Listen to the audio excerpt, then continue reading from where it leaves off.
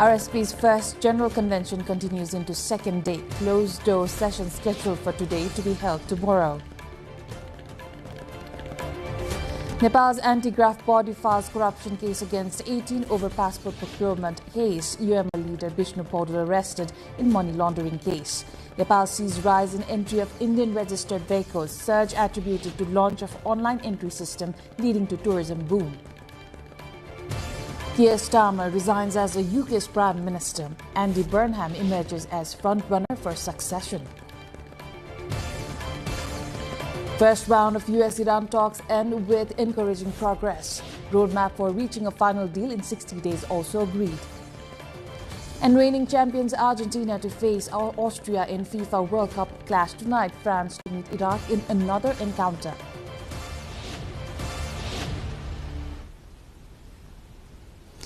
Good evening, I am Aprila Singh Lama and this is NTV World Primetime News coming to you live from Kathmandu at 1900 hours Nepal time.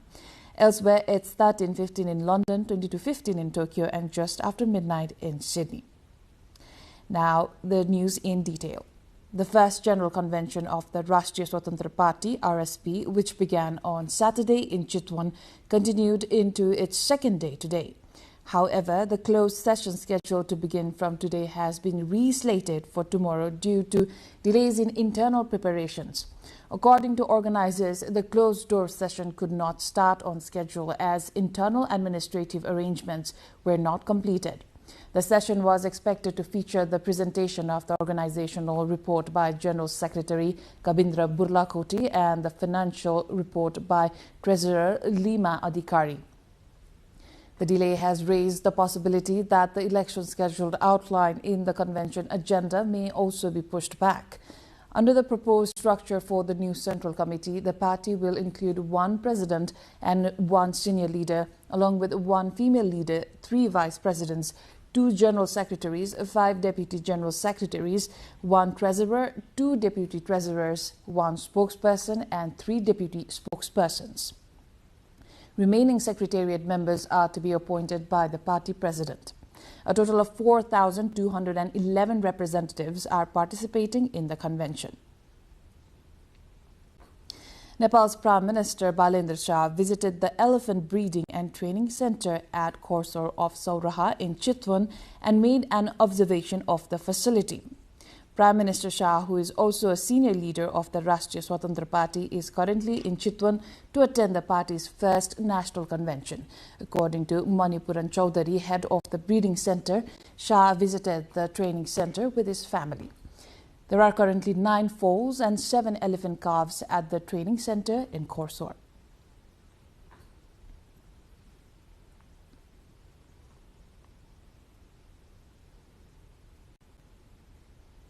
Nepal's Minister for Information and Communications, Dr. Bikram Timilsena, has emphasized the importance of putting customers first in service delivery.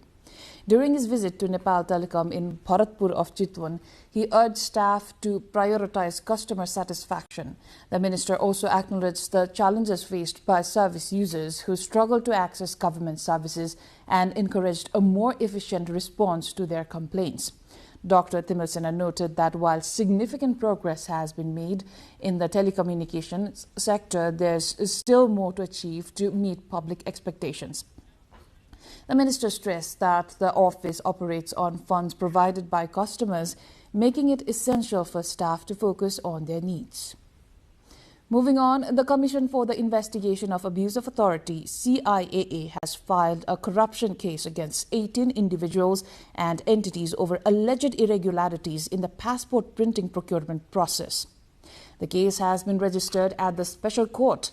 According to Special Court Information Officer Parvati Hitalani, the CIAA has claimed a total amount of 10.13 billion Nepali rupees in damages.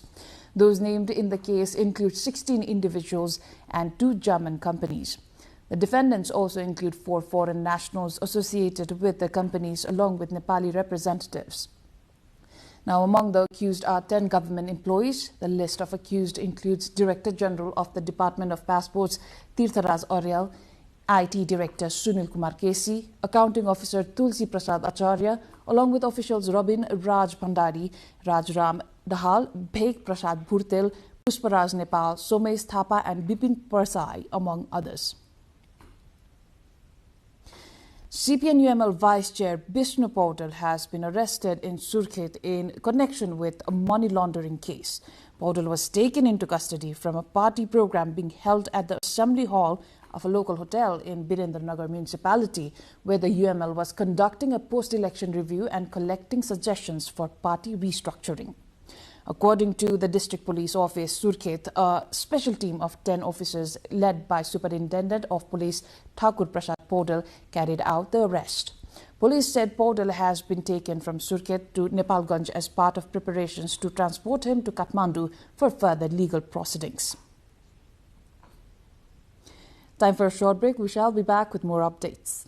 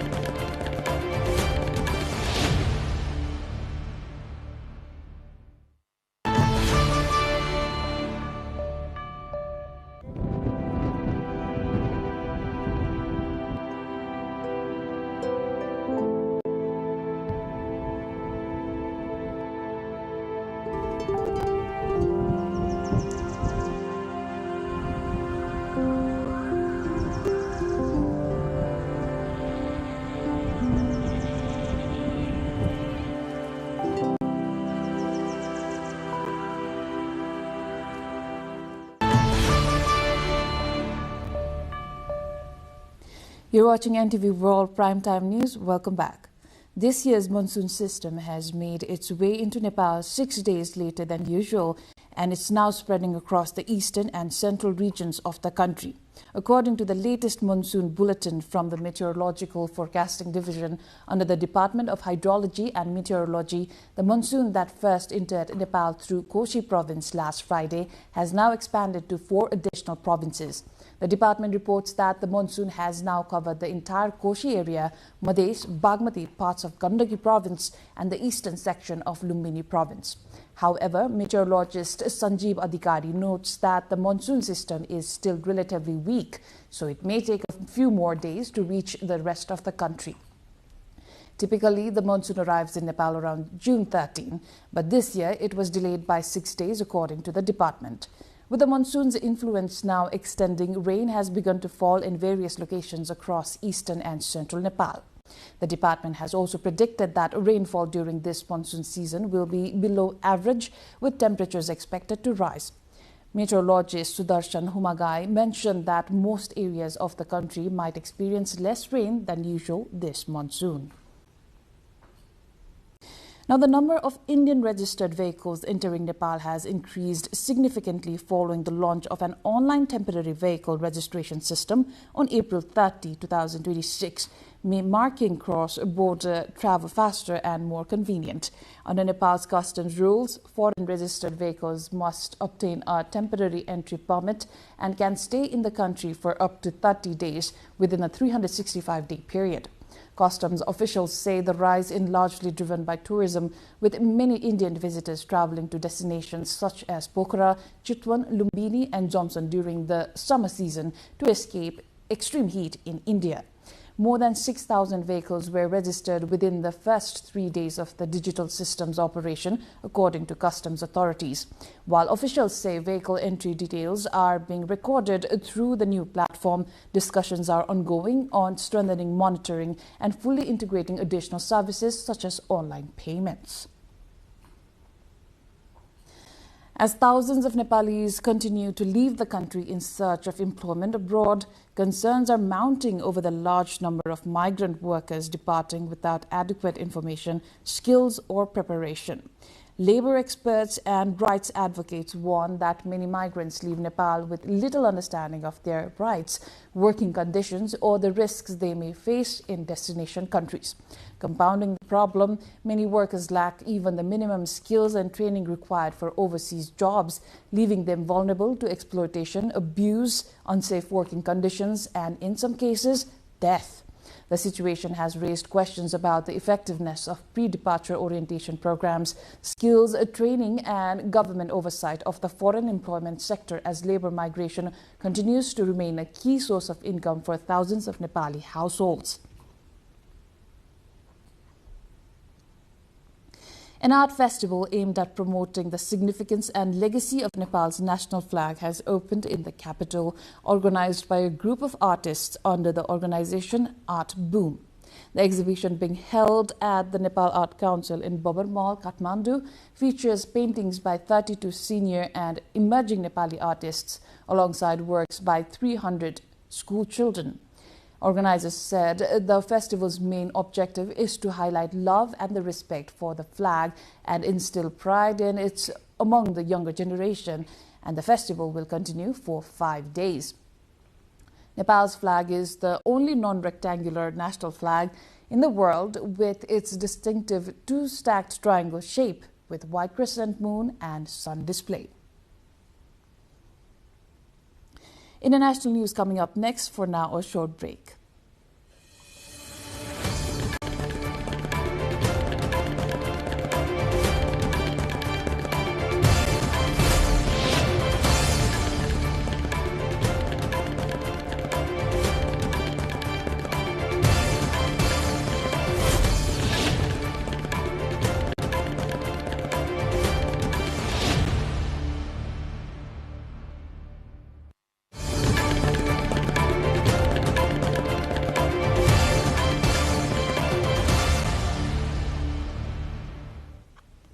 Embattled British Prime Minister Keir Starmer has announced his resignation with a new leader to be in place by the time Parliament returns in September, paving the way for Britain to have its seventh leader in 10 years.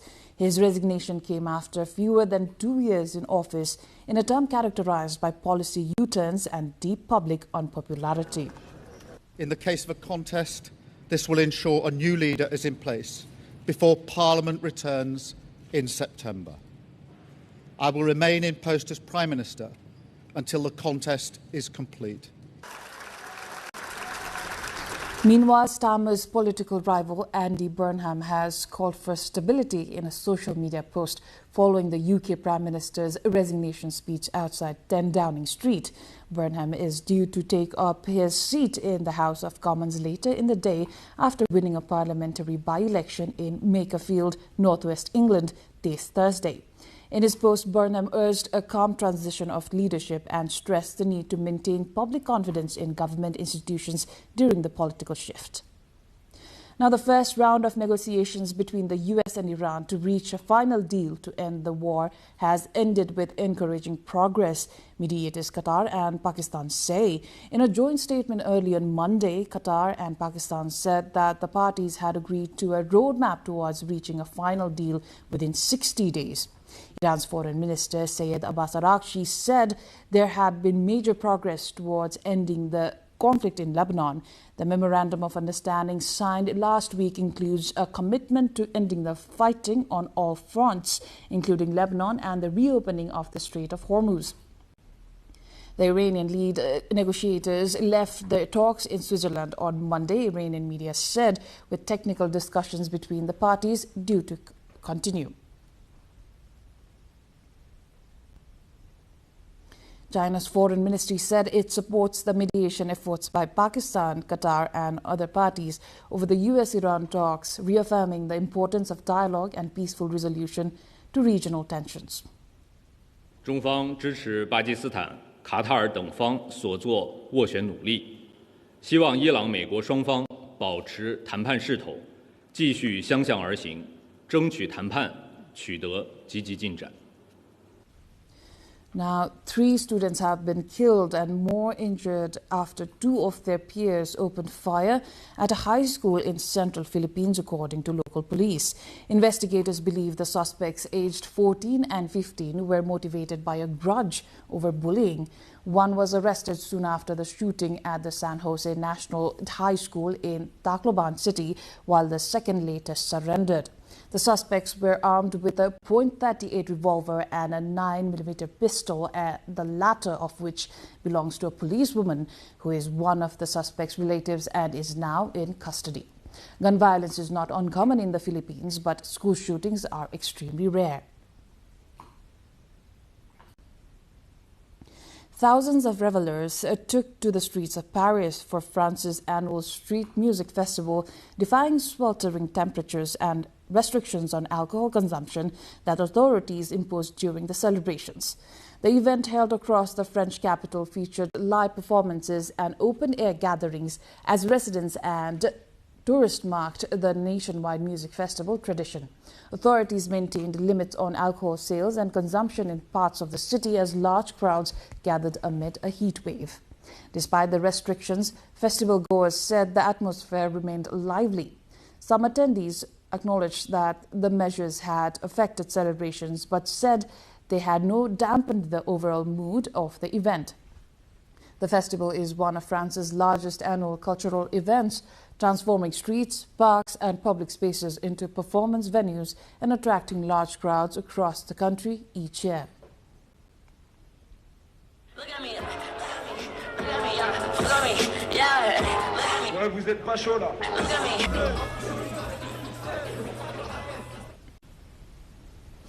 Time for a short break. We will be back.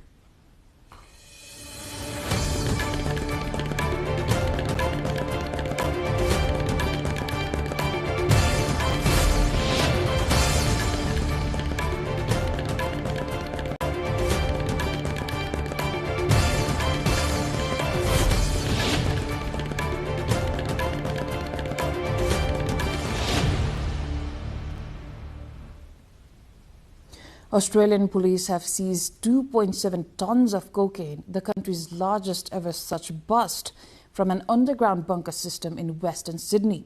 The drugs, with an estimated street value of 816 million Australian dollars, were found on Friday in compartments concealed beneath false floors in 3 shipping containers at a property in Londonderry.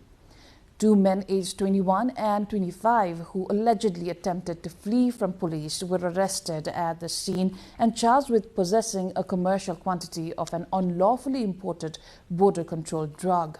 Police say the cocaine was smuggled into Australia via the small town of Midge Point in North Queensland on the orders of an organised crime group. The 2 men, who were remanded in custody after appearing in court on Saturday, face life in prison if convicted. Thousands of performers and visitors gathered for the annual Bun Luang and Phi Ta Khon festival, on one of Thailand's best-known cultural events, as colourful parades and traditional celebrations boosted tourism across the province. Held in Dan Sai district, the festival is renowned for its distinctive Phi Ta Khon masks, elaborate costumes and lively street processions rooted in local beliefs linked to the Vesantra Jataka.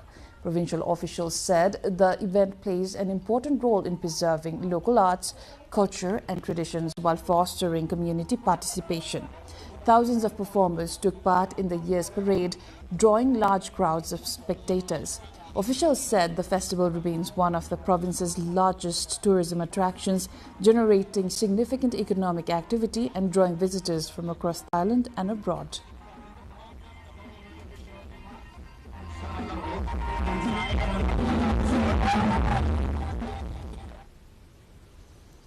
Now, an indoor rice planting competition kicked off in Ningbo, China, where over 1,000 people experienced planting rice in a makeshift paddy field set up on the shopping mall's first floor.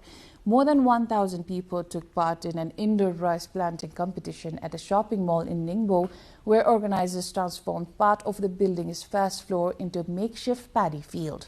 The event, which combined agricultural-themed activities with retail foot traffic, allowed participants to plant rice seedlings in a controlled indoor environment.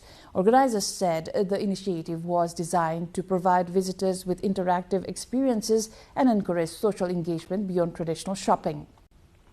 Participants cited cultural and personal connections to farming as a key attraction, adding the competition reminded them of childhood experiences working in rice fields with their families.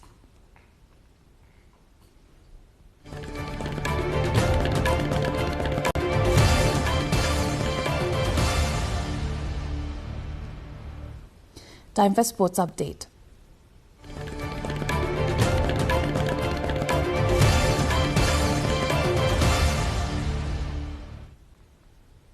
The FIFA World Cup 2026 group stage continues with several high-profile fixtures scheduled across Group I and other groups as teams compete for qualification to the knockout rounds.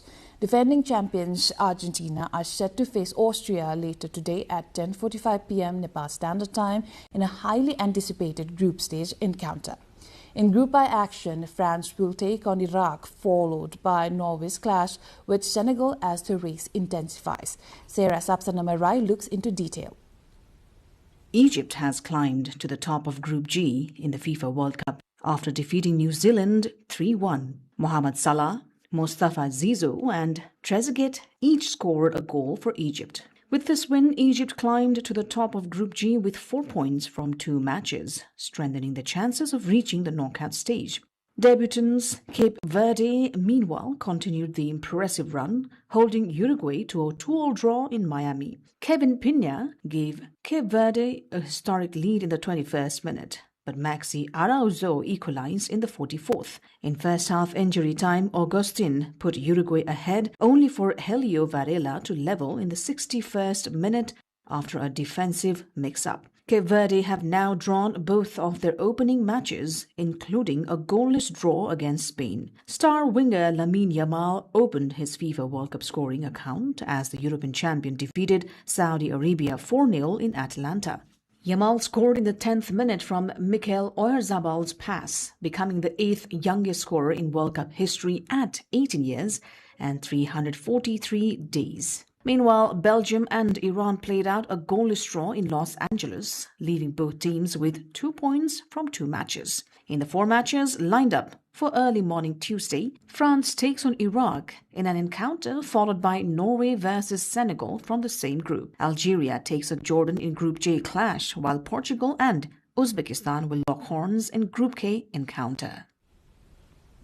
South Africa's iconic surf destination, Jeffreys Bay, has been removed from the 2026 Championship Tour calendar after the World Surf League cited financial reasons for the decision. Known worldwide for its legendary point break and some of the longest right-hand waves in surfing, Jeffreys Bay has long been a favorite stop on the professional circuit. The event's exclusion has sparked disappointment among local residents, businesses and surfing fans who rely on the annual competition's economic and tourism boost.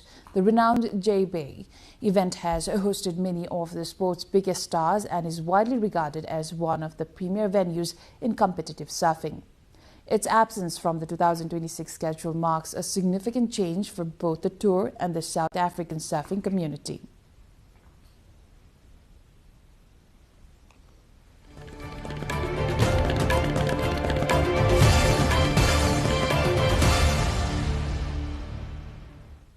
And before we wrap up, here's a reminder of the top stories.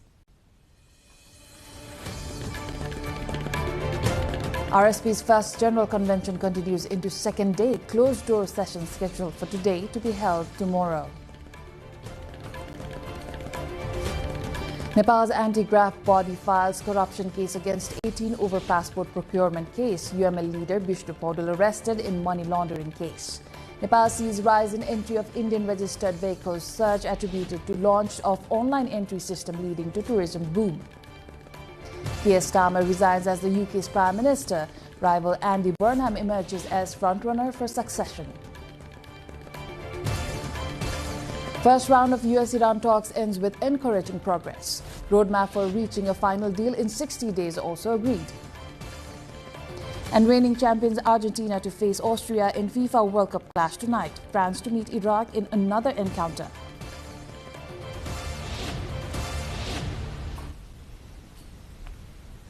That's all for the moment. Our next bulletin will be at 2200 hours Nepal time. Do join us through our social media and get the latest updates from our official website nepaltelevision.com. I am April Singh Lama. Thank you for staying with us. Have a wonderful evening ahead.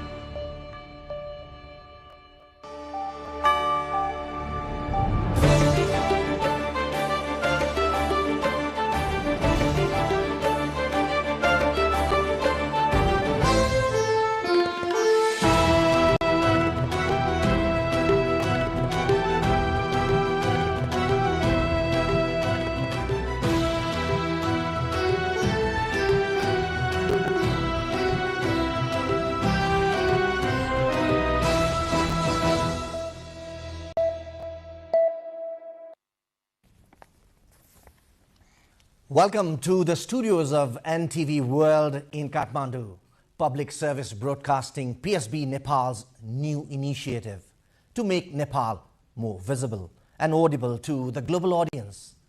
Welcome on board.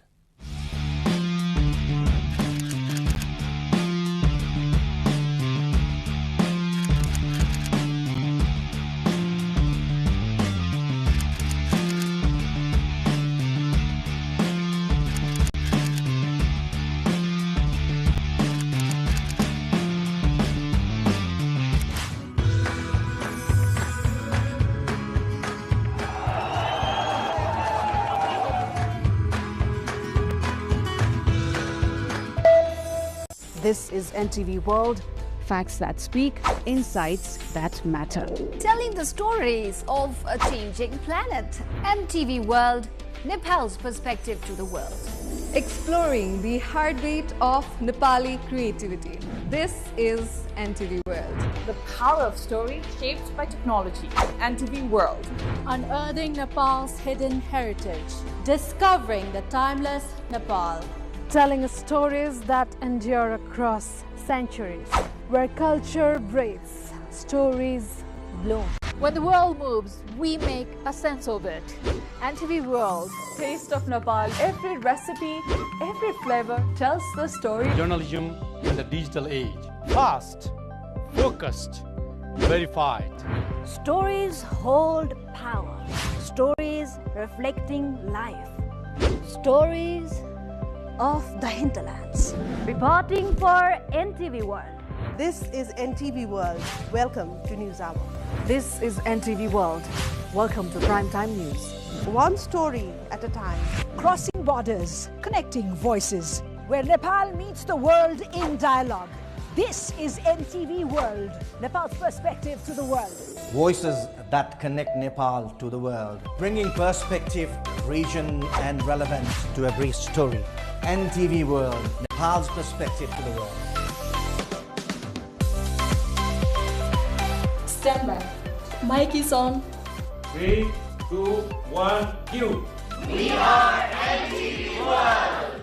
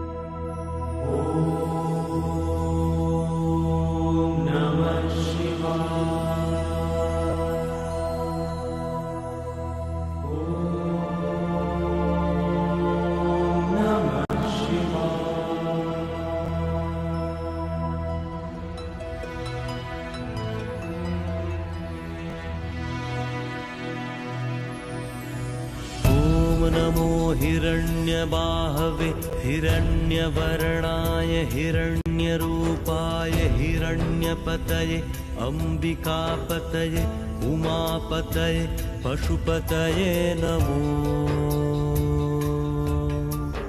नमः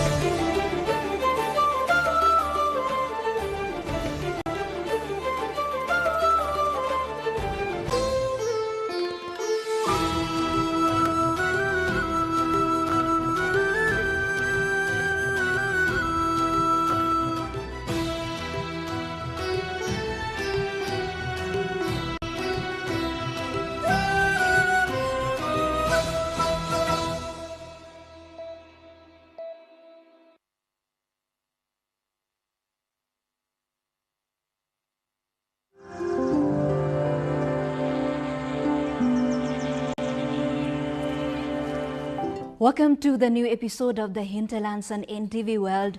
This weekly show brings together stories from the hinterlands of Nepal, takes you beyond the cities and highways into the heart of Nepal's rural landscape. I am Rosina Rai and we'll be leading you into this journey every week.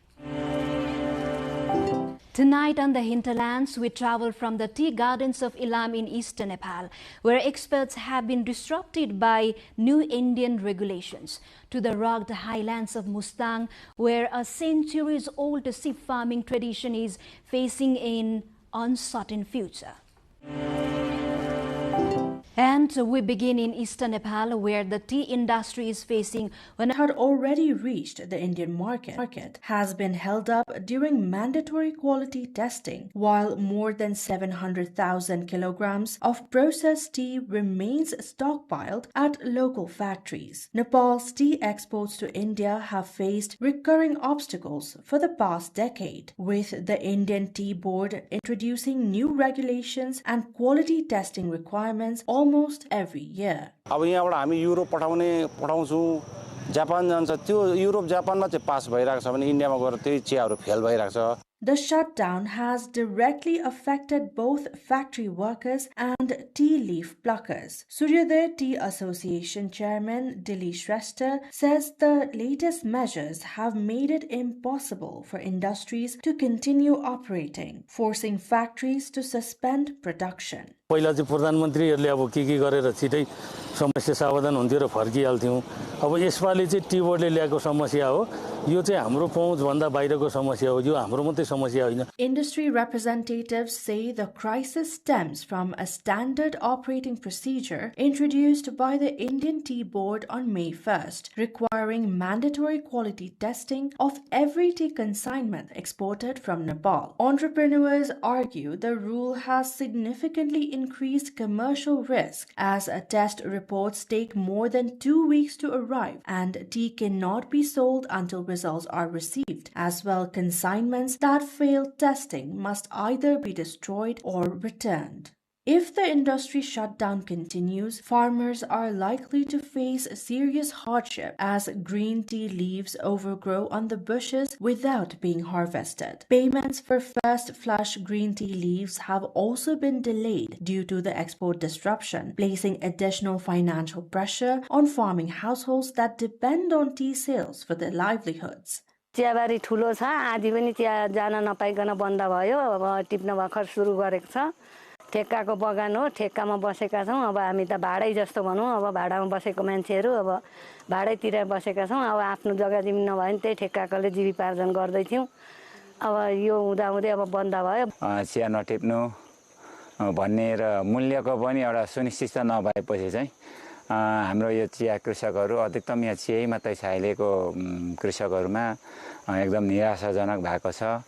According to the National Tea and Coffee Development Board, Nepal exports more than 7 million kilograms of orthodox tea each year, with over 90% destined for the Indian market. Orthodox tea is primarily produced in Ilam and other hill districts, while Jhapa district mainly produces CTC tea. Nepal exports processed tea worth approximately 4 billion Nepali rupees annually, and around 50,000 families are directly involved in the country's tea industry.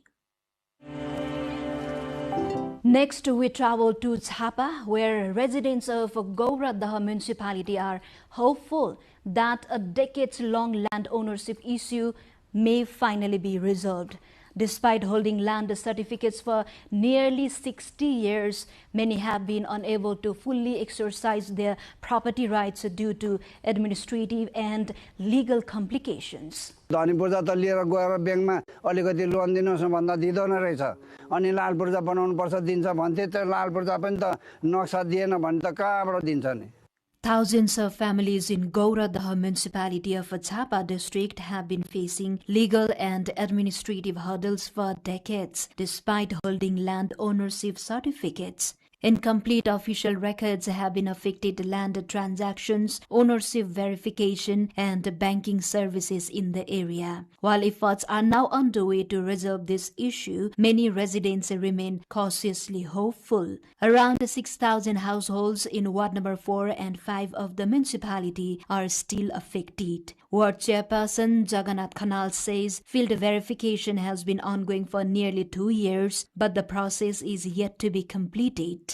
निकै लामो समस्या भएकोले यो चाहिँ भरिसके हाम्रो चाहिँ अपेक्षा हाम्रो आशा चाहिँ सरकारसँग चाहिँ अब स्थानीय सरकारदेखि लिएर संघीय सरकारसम्म चाहिँ अरु अलिकति म्याद थपेर चाहिँ यो काम सम्पन्न गरिदिएदेखि यहाँका एउटा वासीलाई ठुलो राहत हुन्थ्यो भन्ने हामीले बुझेका छौं. Although land certificates were issued following surveys conducted in 2021 and 2034 Bikram Sambat, the absence of proper maps and updated records rendered them ineffective. The Special Survey Office in Damak is now working on updating the records. Following this development, more than half of the pending cases are expected to be handed over to the Land Revenue Office within this fiscal year. मालपोतमा श्रेष्ठता हामी बुझाउँछौं फाइलहरू र नापीमा फिल्डबुक र नक्सा बुझाएर अनि त्यसपछि मालपोतले त्यसलाई लागू गर्छ.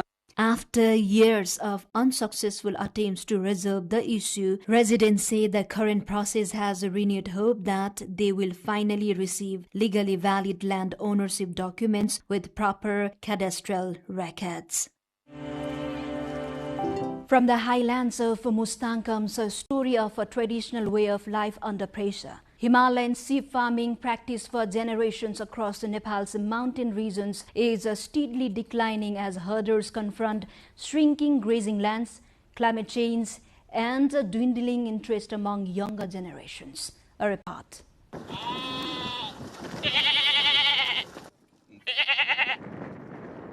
From the foothills of the Himalayas to the high alpine pasture land Buki, the sound of sheep bells is slowly fading. Once a defining part of Nepal's Himalayan indigenous identity, sheep herding is now under pressure from climate change and shrinking pasture lands, raising fears this traditional way of life may soon disappear. मेरो अब छोरा नातिहरु त यस्तो गर्न सक्दैन उनीहरु पारेर यस्तो हामीले बस्दै गर्दिन अहिले पनि खास गरी हामी घोटालो खोज्दै नपार्ने हो अहिले बच्चाहरु सबै तल बस पारेर तले आउँदैन यहाँ घोटालो खोजेर राख्नु पर्छ घोटालो पनि ज्याला ठुलो दिनु पर्छ महिनाको 15-16 हजार जति खाना साना लाउन सबै दिएर पनि त्यो पनि के गर्छ कि के गरेर आउँछ कि भनेर अलि चिन्ता हुन्छ आफ्नै जान अनि बच्चाहरु त्यतिखेर त्यस्तो बच्चाहरु भयो भने त अलि पहिले त हाम्रो पालामा त पढाइ लेखाइ केही छैन बच्चाहरु त पढाइ लेखाइ भएर अब यहाँ जो अवस्था गर्दै जान अरु ठाउँमा जान खोज्छ. Ram Bahadur Thami from Mugu is among many herders facing similar struggles in high-altitude regions. After spending 4 decades in Mustang as a sheep herder, he says Nepal's sheep-rearing culture is gradually disappearing. With young people leaving for cities and foreign countries in search of education and jobs, those who remain here increasingly view this ancestral occupation as compulsion rather than choice. Uncertain income and constant wildlife threats have made herding even more difficult with limited state support.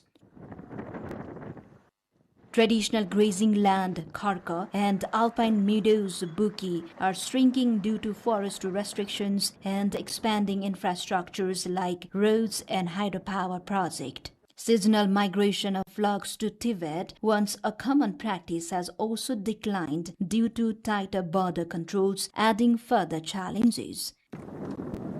Climate change has also intensified the risk in these high-altitude areas, bringing more avalanches, storms, and extreme cold. Today, only a few herders remain in the Himalayan region. They spend months in temporary shelters, facing food shortages, harsh conditions, and isolation with limited communication access. Market challenges also persist as middlemen continue to dominate the trade of meat and livestock. पाँचवटै पालिकामा चाहिँ हामीले कृषकहरूलाई चाहिँ sample परीक्षण गर्दै हामी चाहिँ सङ्घ प्रदेश स्थानीय तह कुनै पनि नभनिकन तीनवटै तहको चाहिँ समन्वयमा चाहिँ हामीले जसले जहाँनिर समस्या परेको त्यहीँनिर चाहिँ हामीले सकेसम्म हाम्रो चाहिँ जति सकिन्छ प्रभावकारी रूपमा काम अलिकति अगाडि बढाइरहेका छौँ। At the same time, demand for traditional wool blankets like radi, pakhi and bakhu traditional attire is steadily declining, further discouraging the next generation from continuing this way of life.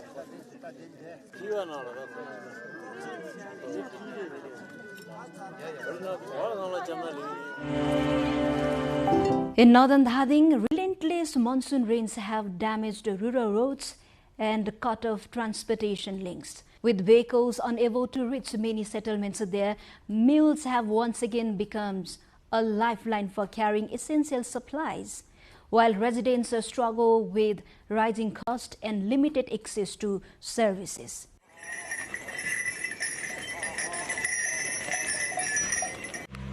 With the monsoon season nearing across the country, rural roads in northern parts of Dhading, including Ruby Valley and Ganga Jamuna rural municipalities, have deteriorated, bringing vehicular movement to a complete halt. Due to the poor road conditions, residents have once again been compelled to rely on mules, kachar, for supporting daily essentials, goods, and transporting them to the village. Food supplies, construction materials, and other necessities are now being carried into villages on mules. As a result, transportation costs have surged sharply, directly driving up the prices of daily essentials.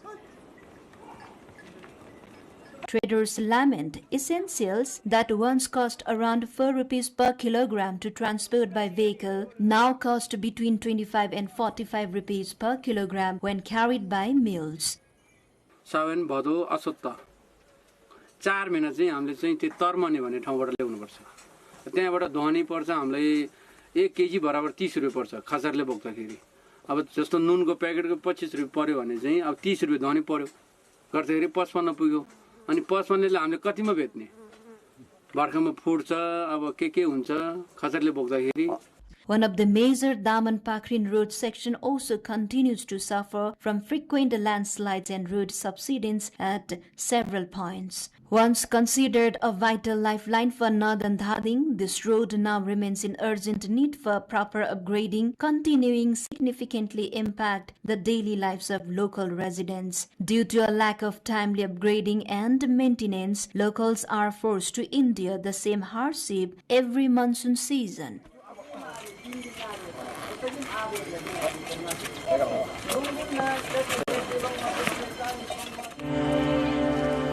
And in Baglung, local communities have gathered to celebrate Bhume Puja, an age-old indigenous tradition that honors the land, nature, and ancestral spirits. The environment they depend worshipped to ensure good harvest and safeguard communities from disasters such as floods, landslides, and diseases.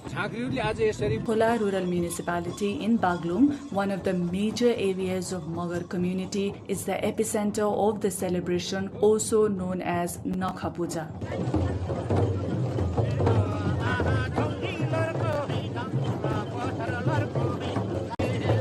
The word Bhume comes from Bhumi, meaning land, symbolizing the deep connection between people and the soil that sustains them. The festival is observed before the monsoon planting season, typically every 2 years. Locals worship the deity Baraha in various manifestations, land and city believed to reside in sacred sites near the villages.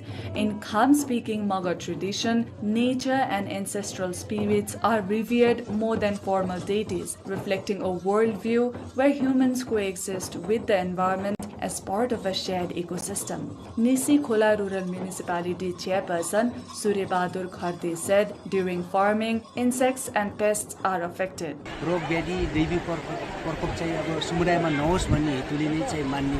The festival features over 24 male shamans performing synchronized dances in traditional costumes and symbolic ornaments.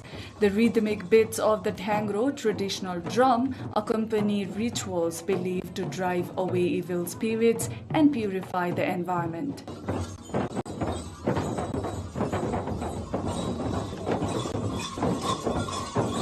Chief Shaman Birkman Buddha said the tradition has been preserved since ancestral times and is practiced with devotion.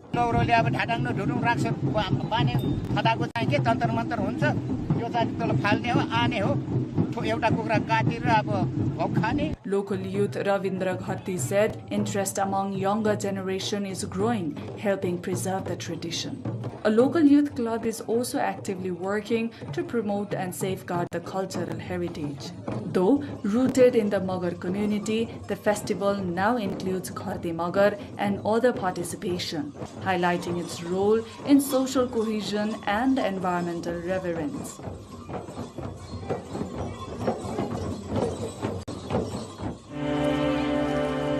Beyond the cities and the headlines, rural lives continue to unfold. Stories are shaped by struggle, strengthened by resilience, and carried forward by hope. This is the Hinterlands, and we will be back next week with more stories from the heart of Nepal. Do follow us on our website, nepaltelevision.com, social media handle, and YouTube channel. Thank you for joining us. Goodbye for now.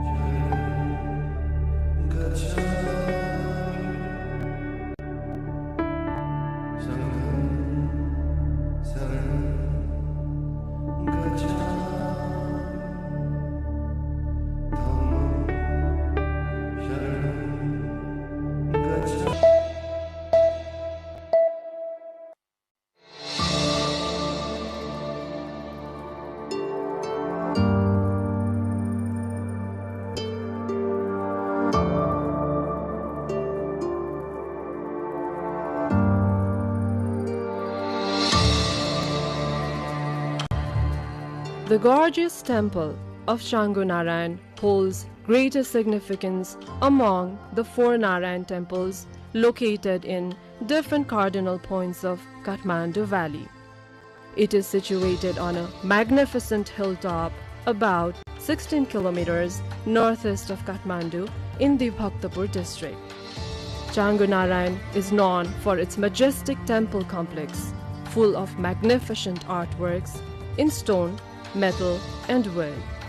As an important heritage site of archaeological and cultural importance, with a history of nearly 1700 years, Changu Narayan was designated as UNESCO World Heritage Site in October 1979. By then, it also received the attention of international observers abroad. One of the first substantial epigraphic evidences of Nepalese history was found in the temple premises consecrated by Lichavi King Mandev, dating back to 464 AD. It shows that Changu Narayan was already developed as an important sacred place long before his time. There are various myths and legends regarding the origin of Changu Narayan. As detailed in the Vansavalis, Changu had already been established as a sacred site around 3rd century AD. The Ichangu inscription of Vijaya Kamdev, dated 1199 AD, informs that the temple was built by the king Haridatta Varma, happened to be 9th generations before Mandev. The time of Haridatta Varma is estimated as early as 325 AD.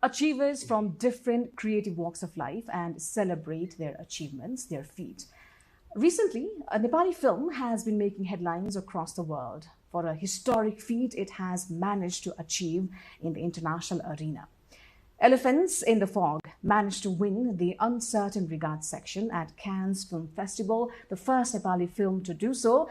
And it gives me great pleasure to share that we are joined by the filmmakers of the film Elephants in the Fog today in the studio. Let me welcome the director Avinash Bikram Shah.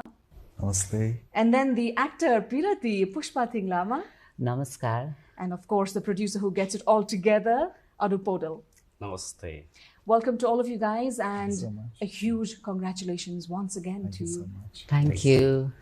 With all the hectic schedules and all, how have you guys managed to find some time to rest or sleep in? It's been so many interviews, so many meetings, and everything that's going on. So I really couldn't find time for myself, you know. So and I'm still processing that what actually we have achieved, you know. I'm still, but I'm happy. Everyone is happy. My mother is so happy, you know. With that, I'm happy for sure. But you know, this the time to process, to think what I've really achieved, you know. So that thing that still I have to it process. Still feels surreal, yes. probably. Yes.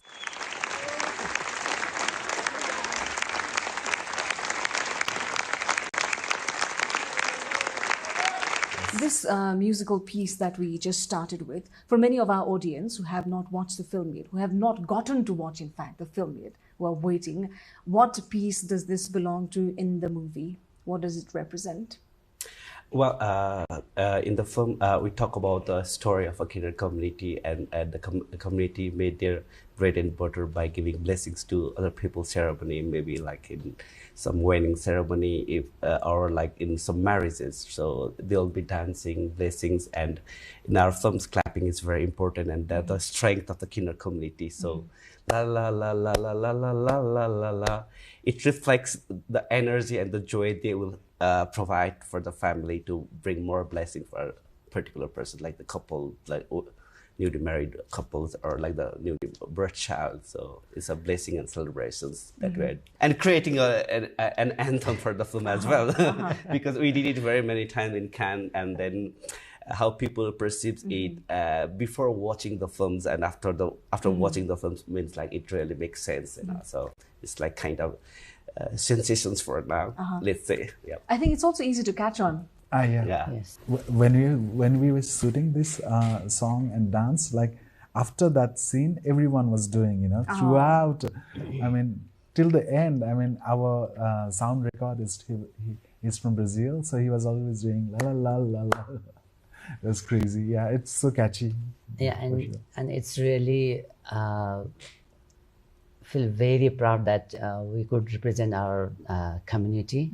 And one more thing is that the clap means not only for the, I mean, a particular part.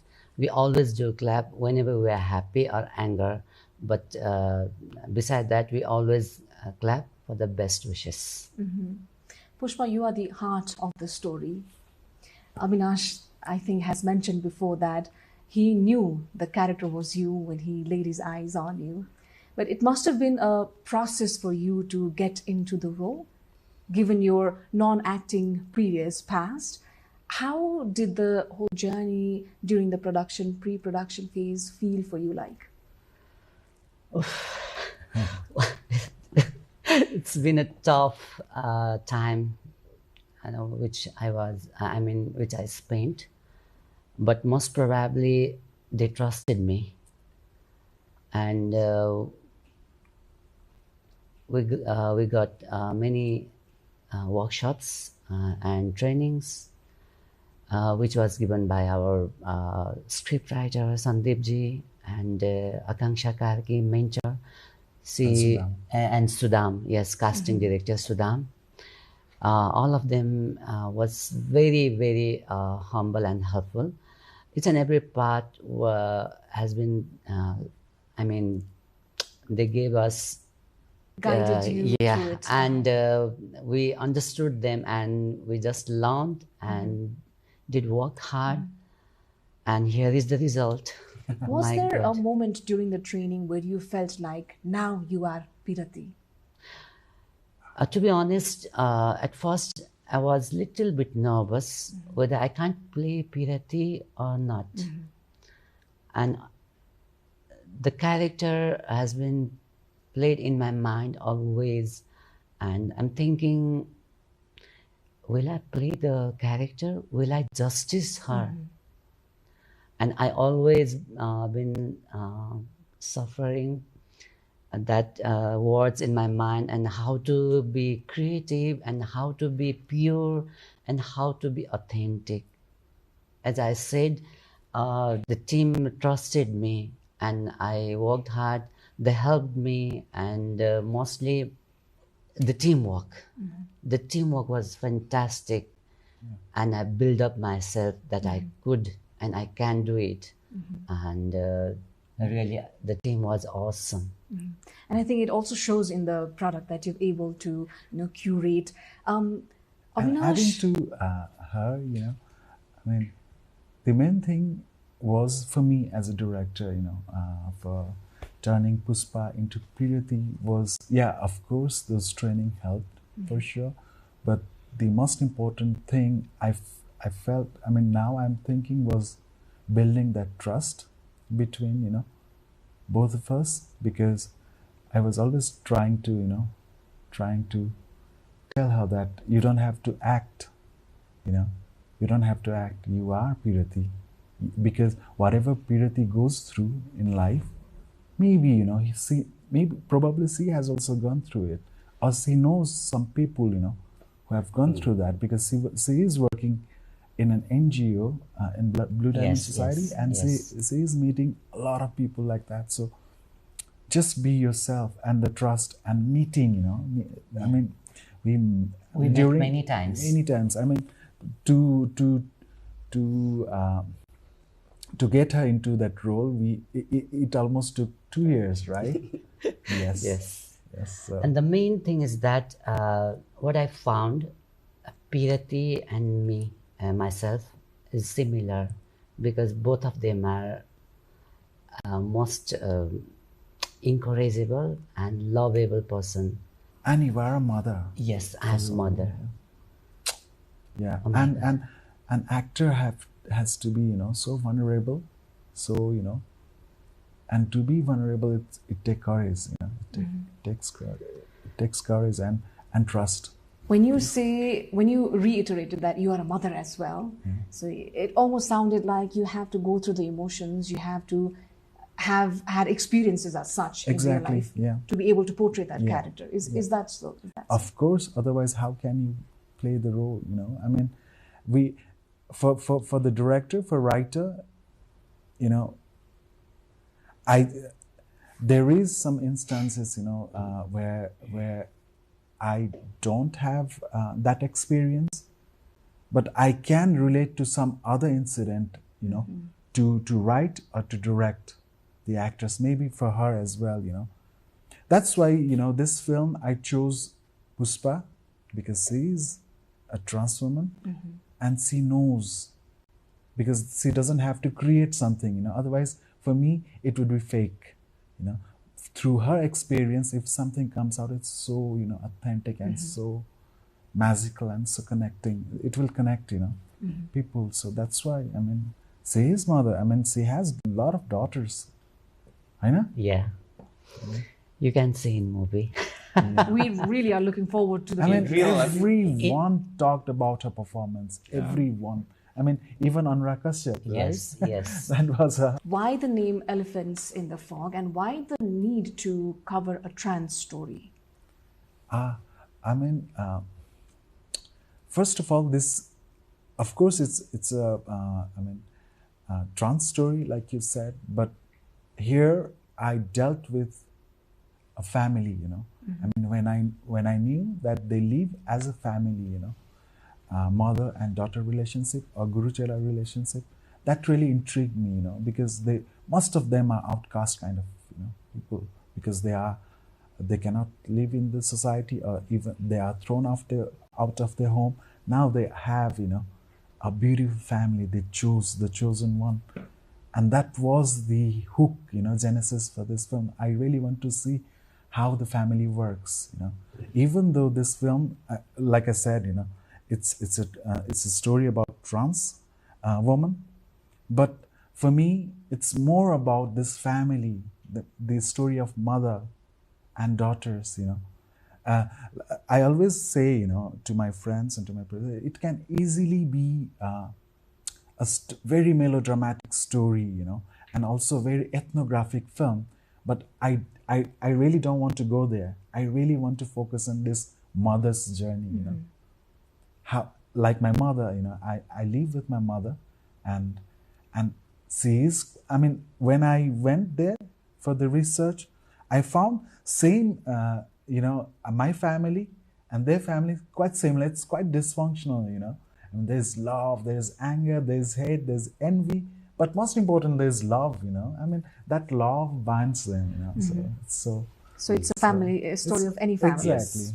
And about elephants, during the research, while I was trying to write this film, I met a mother from the Kinna community, and she told me a story about elephants and the blind men.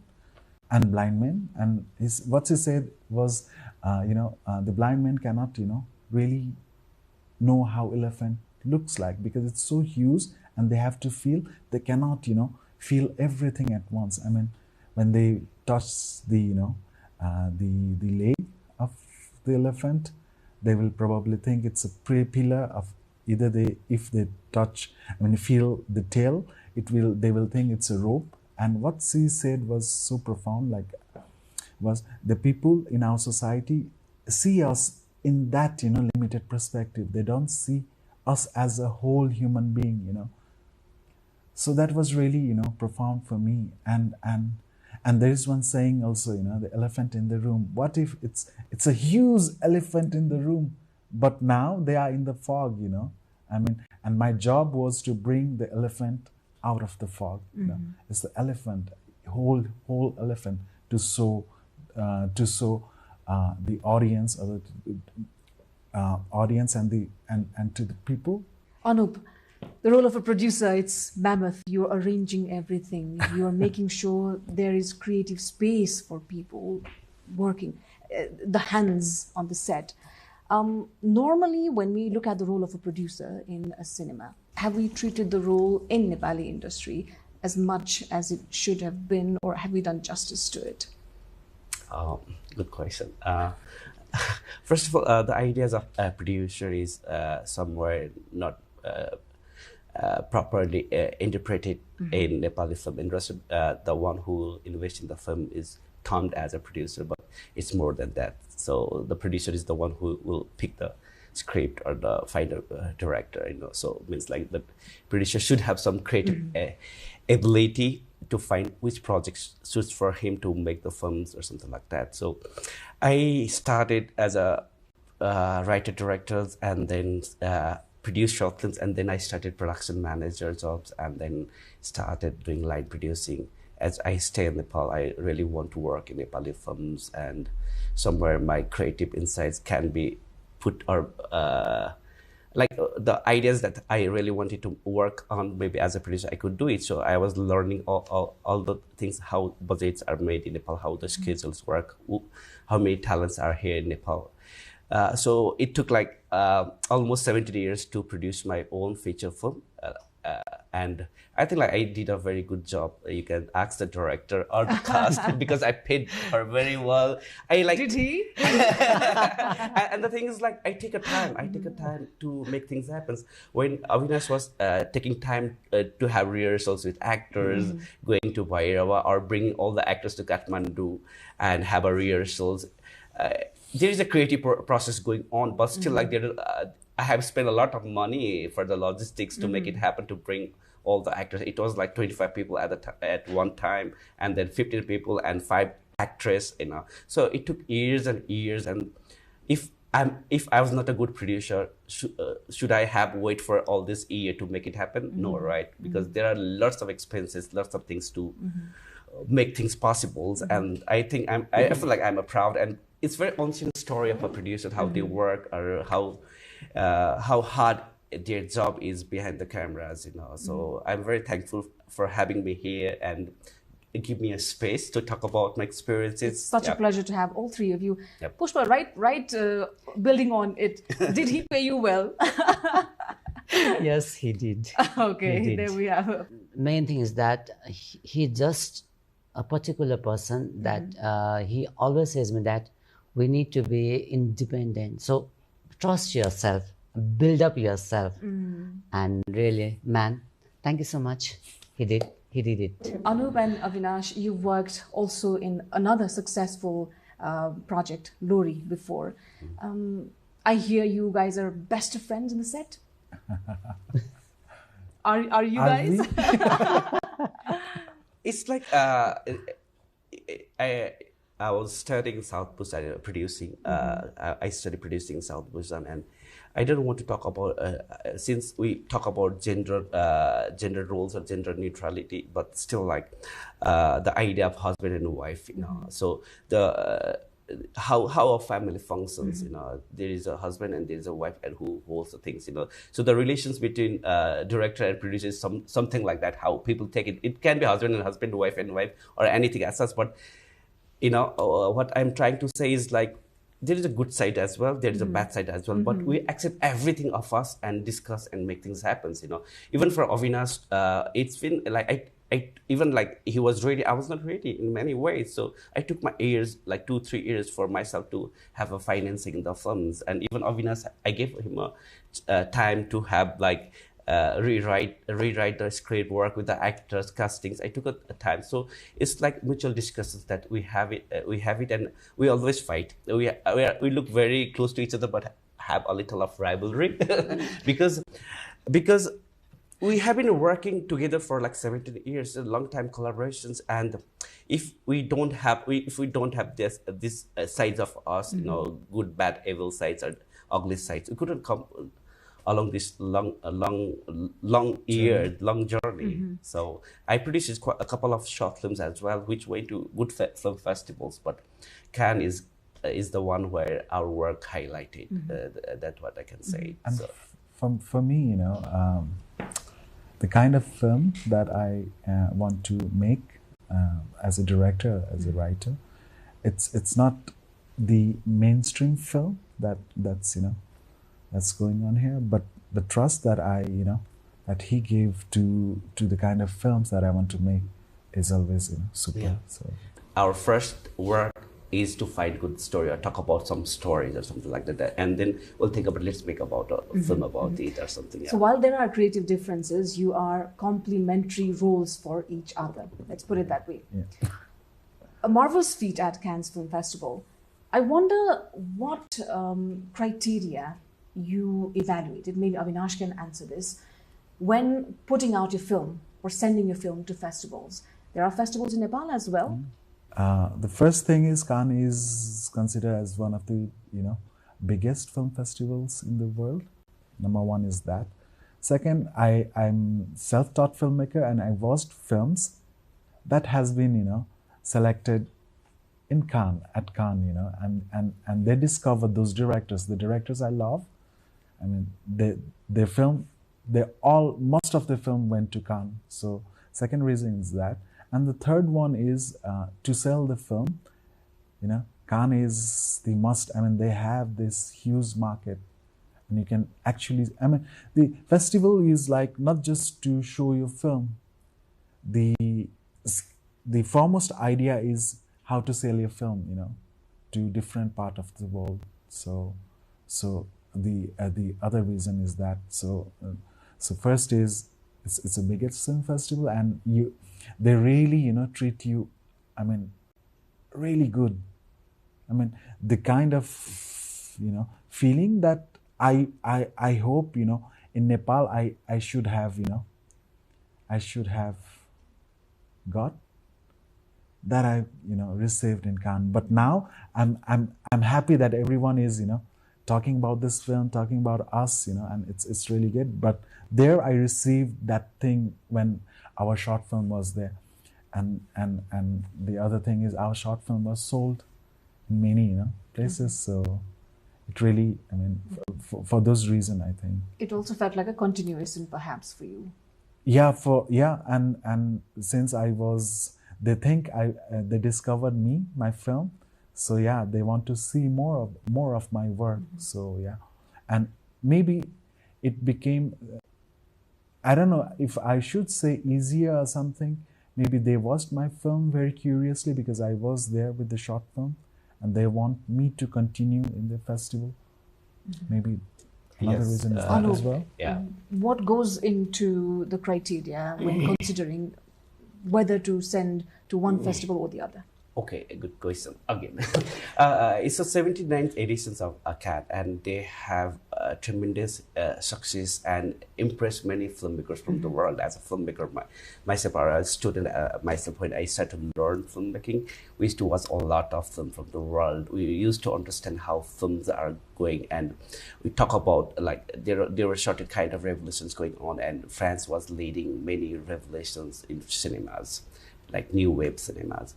So it has a very great impact on me, and the wonderful director that I know, they have screened their film in Cannes. And as a film student back then, it was a dream to have a film in Cannes. That's the prestige they have it from the beginning, because they start the festivals right after Second World War, I can say that. And that's the momentum they create as a cinema files or as a artist or something. So it's a very huge platform for all the artists who celebrate art or cinemas. So it has a very great impact. And then and what I felt as a producer is like it's a very good space to have a world premiere. World premiere is one place where you can only have one. Okay. And as a producer, my somewhere my greediness, or I can say that I want to have there, and it will be easier to sell the film. And it has a very huge market called marché to film. And there are lots of distributors coming across the world to buy best one. So and one more thing that I want to add is, when I was there, after the screening, and there were a lot of people, cheering for us, and one place is that Cannes is the film festival, so political, and I was thinking, like, the woman that I was dealing with in this film, the trans woman, their lives and the life in Cannes, all the European, the best ones, with this glaze and glamour and red carpet and everything, The important thing that I felt was the story that I wanted to tell, That's the best place because it's being seen, Our story is being visible all around the world. So that's the most important thing, I think, for us. Reach, exactly. For us to premiere in Cannes. Yeah. Nepal also had a pavilion at the Cannes this year. Any one of you can answer this. How effective do you think the step was? It's always good to have our country's pavilion there, but again, like I said, it's just a baby step from us. There's a very small pavilion, but I have seen the pavilion, the big ones from India, from Switzerland, from Germany. We have a very small one there. So, but like I said, maybe we can, bring the big one in later years and invite more people. So yeah, it's a step forward. It's a step forward for sure. I want to come to Anup now. Governments of South Korea, for instance, and Iran as well, they invest in film industry relatively higher and well enough to solidify the sector itself. How have you viewed government's investment here in Nepal? I think still the impact of cinemas is not evaluated or understood by our government yet. What can cinemas make changes in the life of many people over here, or what can it what it can take from the countries to the international platforms. We have not evaluated it, and we have not understand the impact of it. For me, as I studied in South Korea, they have lots of things, and they progress quite heavily after 2000. The status of Nepali films and South Korea back then was kind of similar. So when government is aware of cinemas, and when a government is aware of protecting the arts and artists, and then only art flourish. So I think the conversations and discussions are going on with new ministers, and recently people are talking about new film bill that is supposed to pass, but they have some kind of questions going around. And with the impact of even Elephants in the Fog recently has just realized, what can be done in coming years. And for me as a producer, how Nepali film can progress is if government has more interest in producing films, like providing some grants for development, or productions fund, or post-production fund, or helping filmmakers. Like I need support to release Nepal Elephants in the Fog in Nepal, and I need support from Film Development Board for distributions.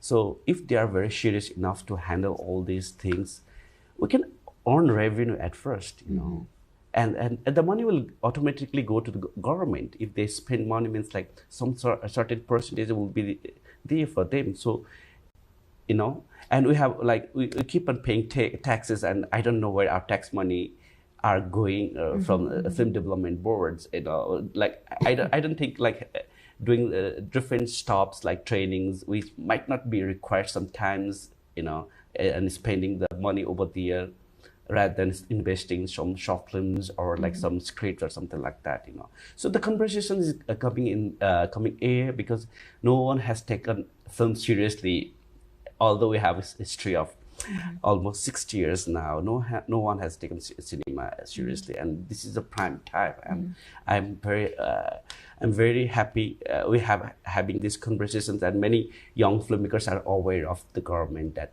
government should be there to help them around. We can be hopeful. Avinash, when we talk about films that goes to festivals like these, there is a general understanding that the type of film made for festivals and the type of film made for the general audience are different. Do you think so? Festival actually receive hundreds of films, like they call it, art film. I mean, whatever films that in Nepal, even from Nepal, there are many films, they have been submitting, and they call it, it's art film, very slow burn kind of film. But then, with this project, Elephants in the Fog, I really don't want that boundary, because this film about this boundary, we set, it's either this or that. We really blurred that, boundary, and because it's a very fast-paced film, and with the one of the genre is thriller genre, and it's kind of commercial film for me, and this film is just recently selected in Cannes. So the thing in most of the filmmakers, not just in Nepal, in South Asia, they think this slow kind of film will travel to the festival like Cannes or anywhere. But then with this film, with the elephant, we have changed. I mean, for me, I think it was a clear intention for me, because the very first intention was, at least in Nepal, people see, more and more people should see this film, not for the producer aspect, for as a director, because the intention of this film, why I'm making this film and what I'm dealing with this film, and for that reason, many people have to see, and if I make very slow kind of film, I mean, they will get bored. So it was my intention from the writing, no, I have to make audience, sit in a chair and engage in the film. So for that reason, we have tried this, and like I said, Khan accepted that film. So it's not that only the art film, like you said, I mean, for the general audience and the festival films, we have blurred that line with this film. I mean, many of, if you look at the trailer of our film, it's so mainstream, So yeah. We are all looking forward to watching the film. When will we get to watch it? Yes. That he can answer. We have our own distributor here in Nepal.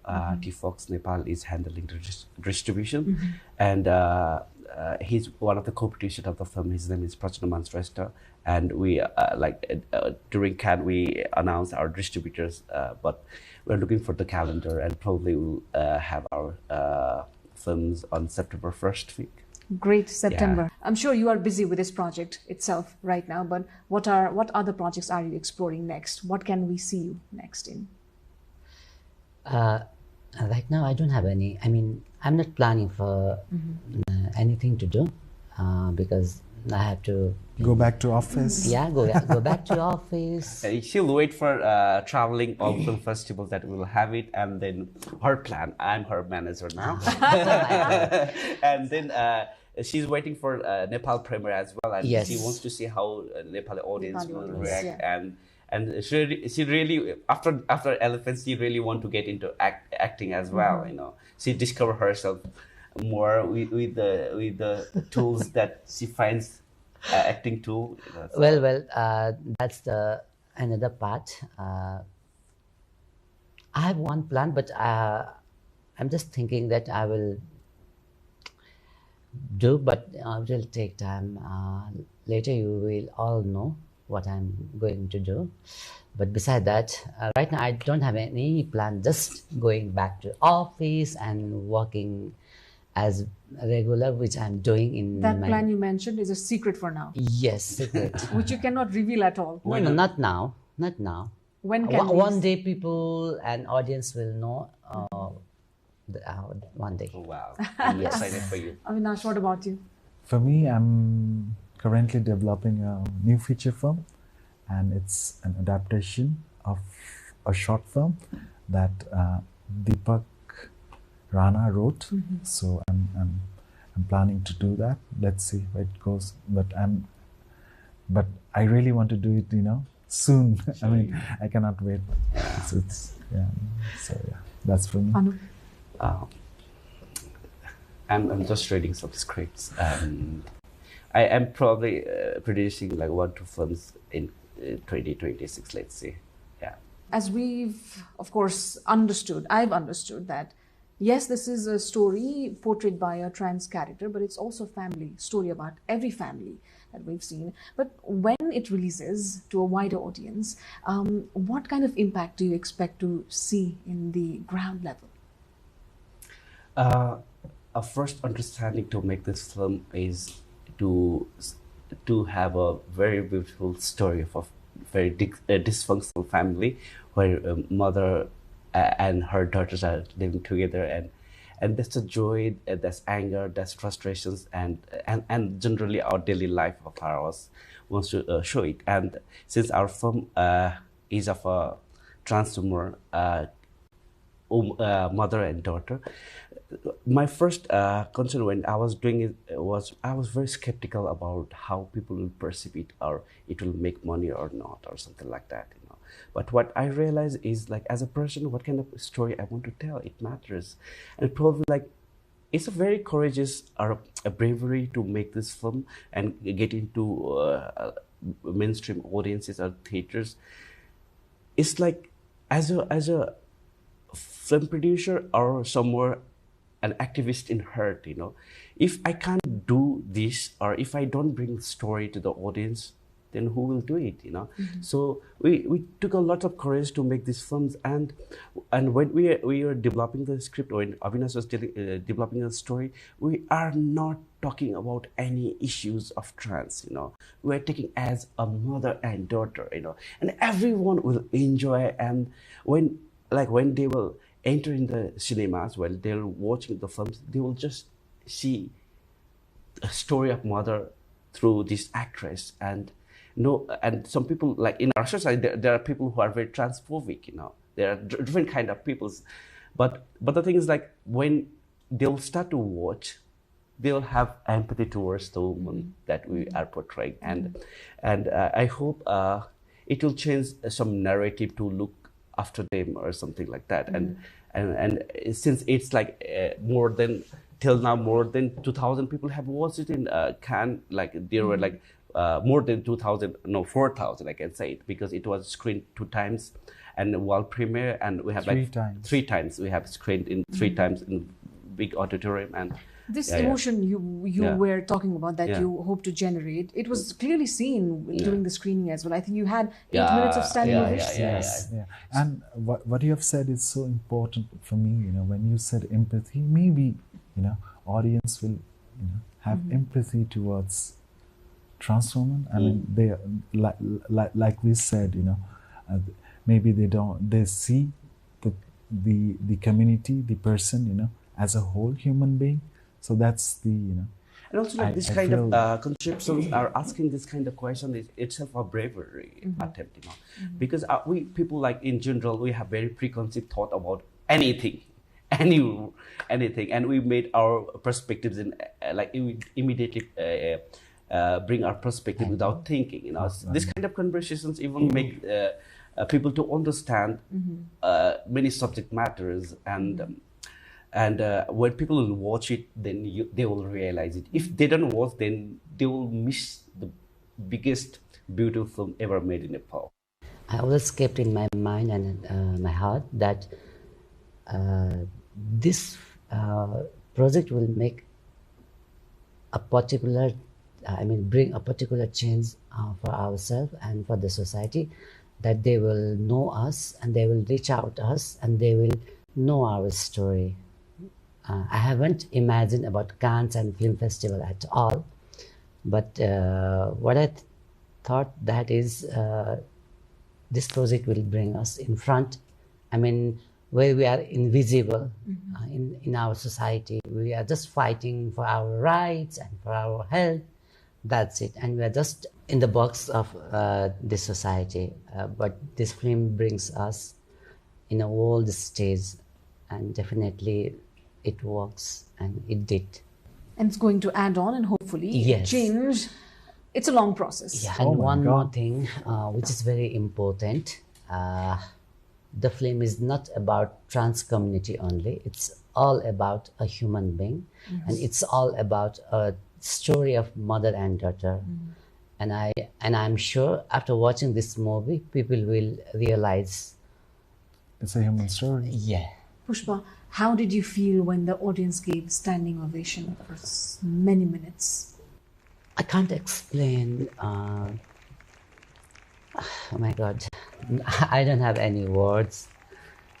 And I'm really thankful to all the people who appraises us, and Avinash, Anup, and these guys are, oh my God,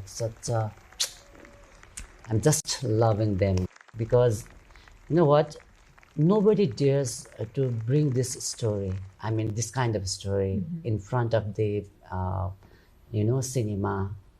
And the people always takes us as a part of joke, and just a nachaniya type, and just a clapping.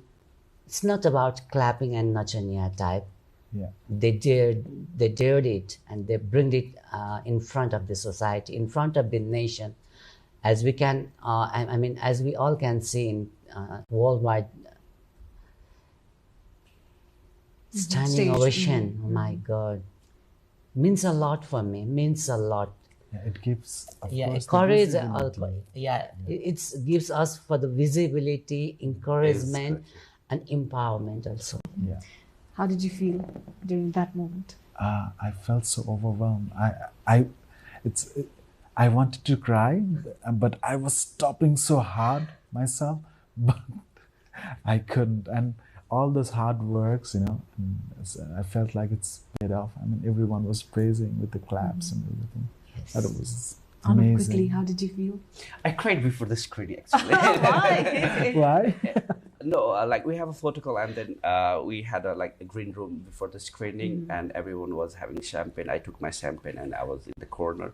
What I realized in all this year is like I did a lot for the project, you know, financially, mentally, physically, emotionally. I was so weak at that point, and then that day was a very big day for me because I am giving the film to the full audience filled with in the auditorium, you know. So I'm taking out something from which was very hard to put inside me because I suffer a lot while making the film, but I'm giving it to the people, and then I feel like the film is finished, you know. That's the feeling I had it, and I literally cried, and then I don't know what emotion it was, you know. It was so hard to, sometimes you don't understand the emotion, you are crying, but still, like, you know, it took me like 2 to 3 days to process the emotion, what it was or something like that. So that was my feeling, and during the standing ovations, because I've watched another film as well, like before I have watched it, and when you like the film, you know, the claps and people cheer up, you know, it really mean a lot for the people who are associated with it. It actually comes to you, you know, as an artist, people are only like, as a director, they are very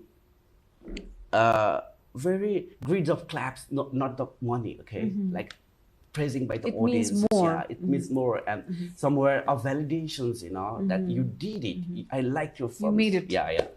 Very quickly, for young producers, aspiring producers, what would be your message? I think like as a producer, they should have a very good creative like knowledge of writing, directions, or something good, you know.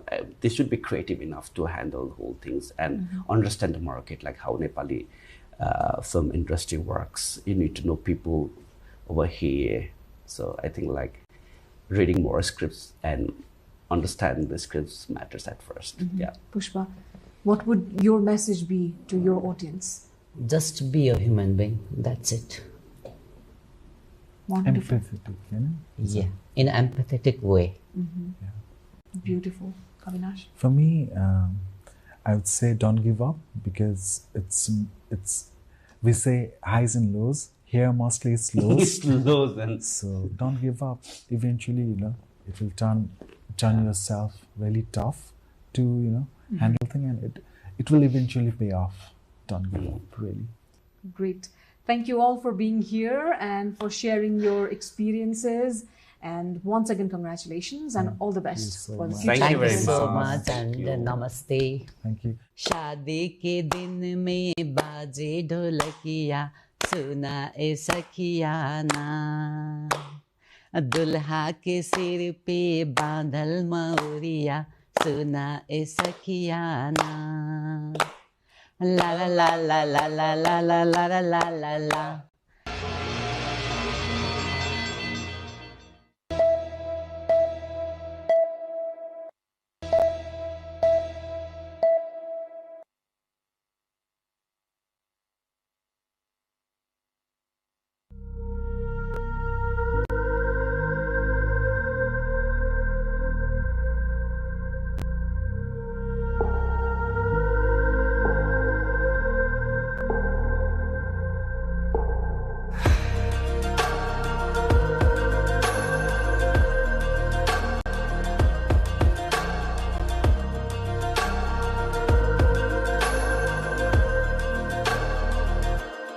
What if I told you a story of a place shrouded in mystery and steeped in stones?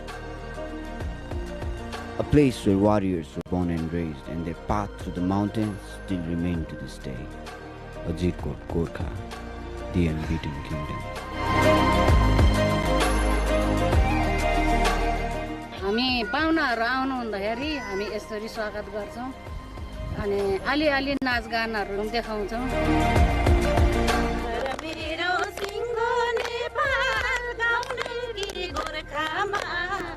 गर्व लाग्छ जन्मिएछु साथै स्वर्गमा, म त नेपालकी छोरी भन्छन् Gorkhali.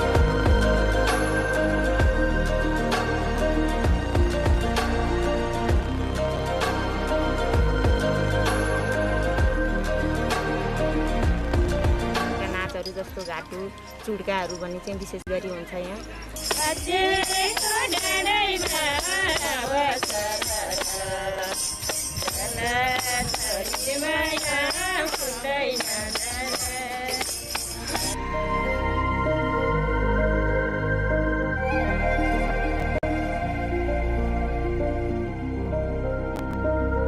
For those seeking a luxurious escape, there are stunning lodges that offer an indulgent retreat amidst the rugged beauty of this place.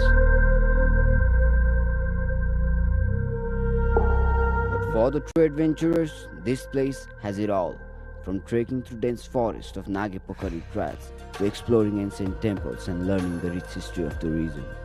So, what do you fancy? Are you the solo explorer, or do you prefer luxury within nature? Or perhaps you are the one who seeks to witness it all. Well, after all, life is a box of chocolates, and this place is filled with surprises.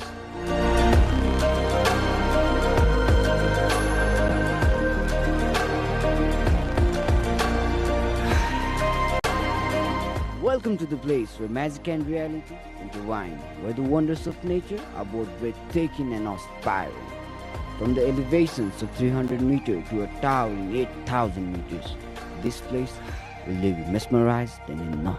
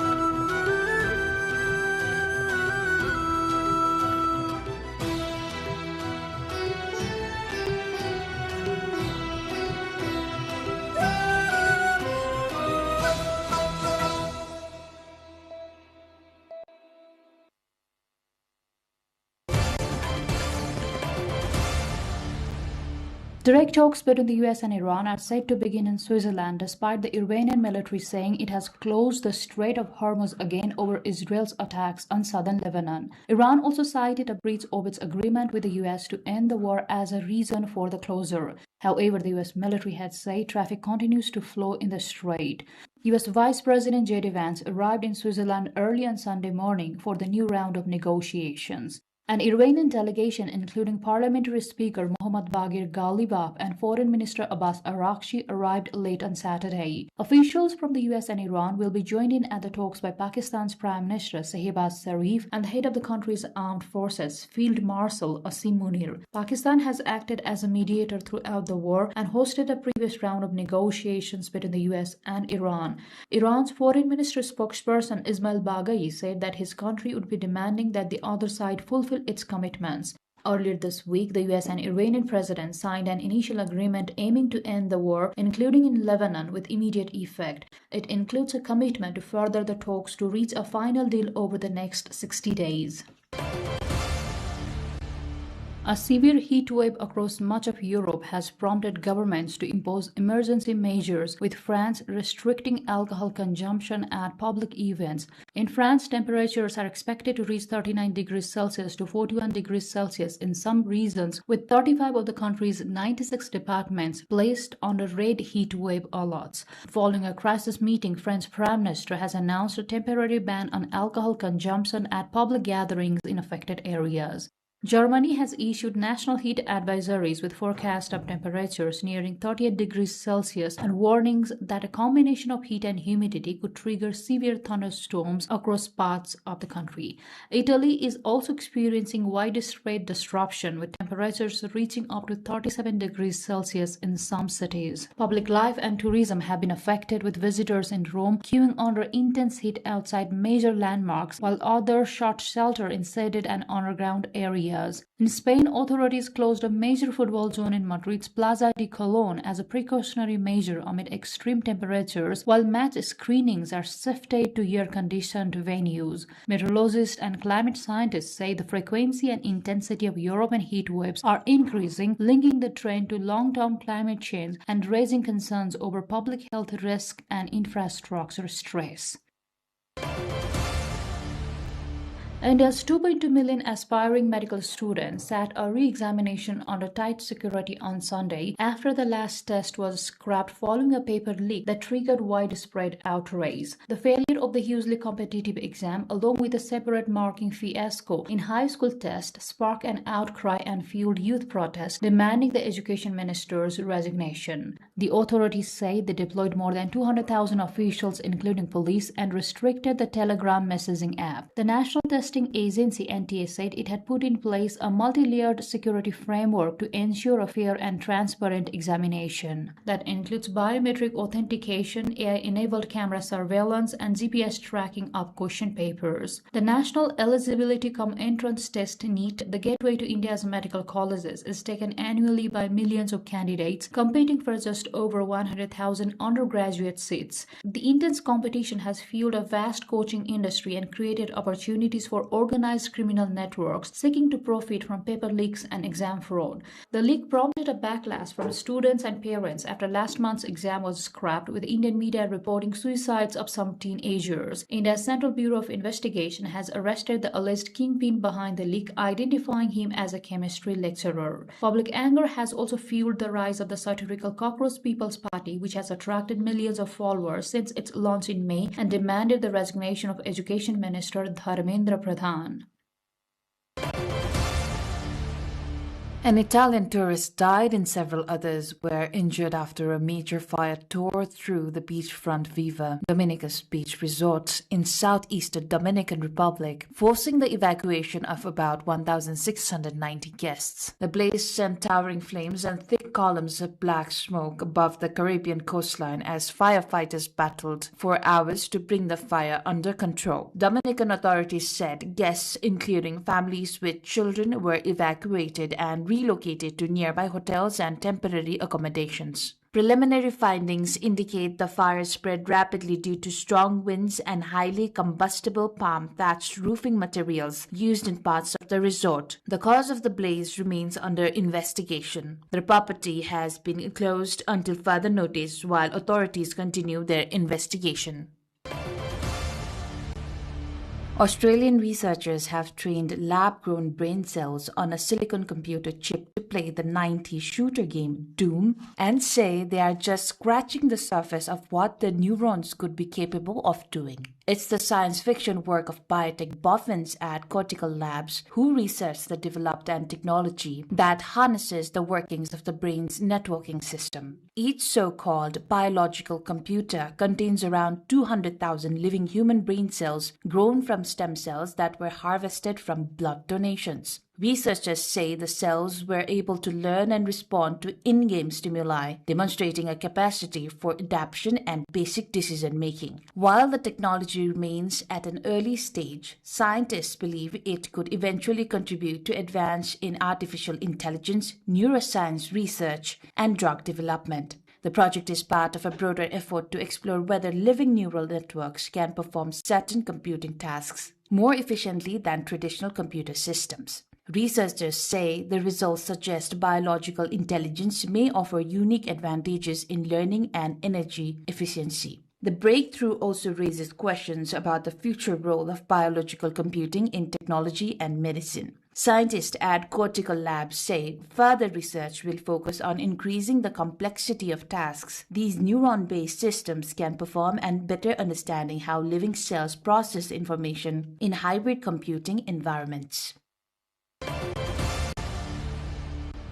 The world celebrated the 2026 International Day of Yoga under the theme Yoga for Healthy Aging, highlighting yoga as a lifelong practice aimed at supporting physical independence, flexibility, joint mobility, and mental well-being across all age groups. The 12th annual global celebration emphasizes on preventive healthcare and adaptive fitness, with organizers promoting yoga as a low-impact discipline that can help reduce lifestyle-related health risks and support healthier aging populations. In Nepal, yoga sessions and awareness programs were held in Kathmandu and other districts, where practitioners, wellness groups, and students participated in mass demonstrations and guided exercises focused on mindfulness and physical well-being.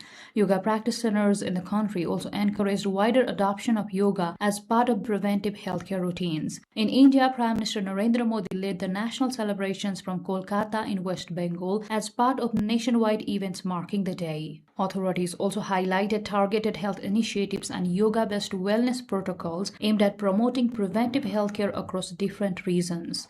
Governments and wellness organizations worldwide continue to use the day to promote awareness of non-communicable disease prevention, stress management, and holistic health approaches through regular yoga practice. Thousands gathered across the United Kingdom to mark the longest day of the year, taking part in events celebrating the summer solstice. More than 20,000 people gathered at Stonehenge in Wiltshire for the annual sunrise celebration, according to English Heritage, which manages the prehistoric site. The gathering included traditional solstice rituals and early morning ceremonies as visitors welcomed the longest day of daylight. Across the country, people marked the occasion with outdoor activities, including sea swimming in coastal towns such as Hornsea and Sunderland, as well as paddleboarding in Kent. Authorities said the gatherings were largely peaceful, with many participants traveling overnight to historic and coastal locations to observe the seasonal event. The summer solstice, which typically falls around June 21st, marks the astronomical beginning of summer in the Northern Hemisphere and has long been associated with cultural and spiritual celebrations in the UK and beyond. Snow-covered peaks and blooming alpine meadows are drawing visitors to Aratabel Lakes Nature Park in northeastern Turkey, where lingering winter conditions and emerging spring landscapes are creating an unusual seasonal contrast. The protected high-altitude park remains partially blanketed in snow despite the arrival of summer, while colorful wildflowers have begun to bloom across lower slopes and valleys. The park, known for its glacial lakes, mountain streams, and rock terrain, has seen an increase in visitors seeking breathtaking to witness the rare coexistence of two seasons in the same landscape. Local officials say the park's unique geography and climate help preserve snowpack well into June, creating striking natural vistas that have boosted interest in the destination. Aratabel Lakes Nature Park is one of Turkey's most important highland ecosystems, featuring dozens of glacial lakes and diverse plant species spread across mountainous terrain. The contrasting landscape has become a powerful attraction for domestic and international visitors, offering a rare opportunity to experience winter and spring side by side within a single destination.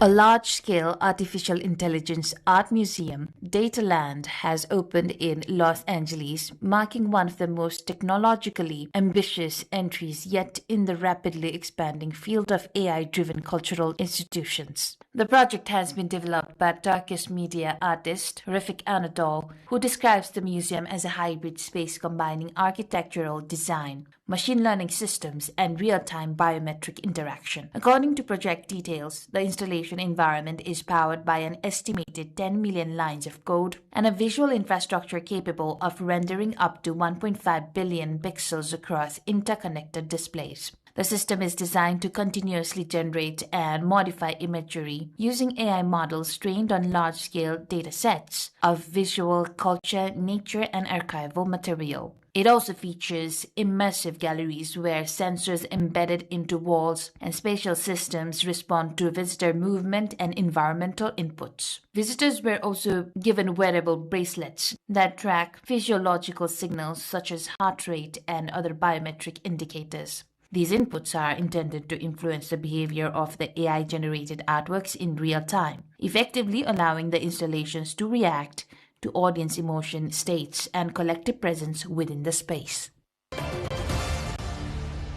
The Greek National Opera has staged the final dress rehearsal of Medea ahead of its one-night-only premiere at the Ancient Theatre of Epidaurus, reviving a production that pays tribute to a landmark 1961 staging associated with legendary soprano Maria Callas. The revival forms part of efforts to reconnect contemporary audiences with one of the most influential interpretations of Cherubini's opera in modern history. The performance stars acclaimed Italian soprano Anna Pirazzi in the title role and recreates elements of the historic production, including the celebrated sets and costumes designed by Yanis Sarauches. Pirazzi acknowledged the challenge of performing a role so closely linked to Callas, whose appearance at Epidaurus more than 6 decades ago remains a defining moment in operatic history.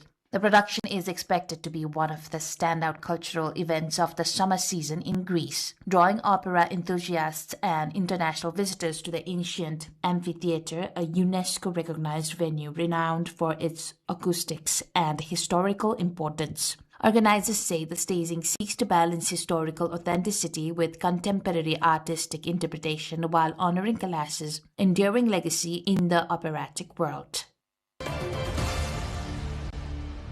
A fascinating Golden Dragon Boat Parade was staged in East China's Jiangsu province to celebrate traditional Chinese Duanu Festival, captivating tens of thousands of residents and tourists with a glowing dragon gliding across the water.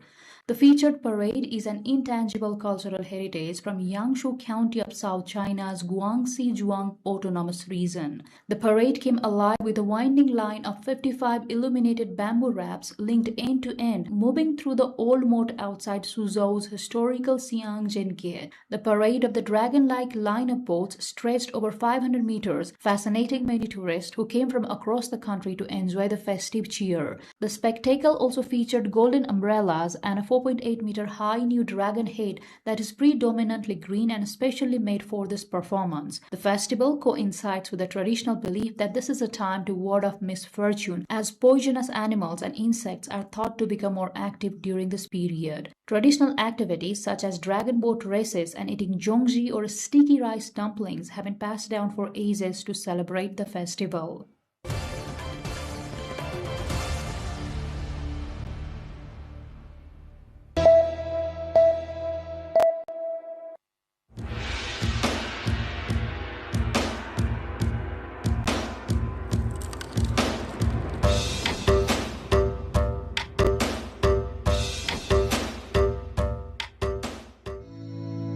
intermittent playing hide and seek with the folk, enchanting one's heart with the sight of fully bloomed rhododendrons, and rejoicing in the lap of nature with the chirping of the birds. When you set foot in Sandakpur, you experience a wonderful feeling of heavenly bliss right here on earth. Due to the ever-changing weather and the snow-white mountains visible right in front of your eyes, Sandakpur constantly draws everyone's heart towards it.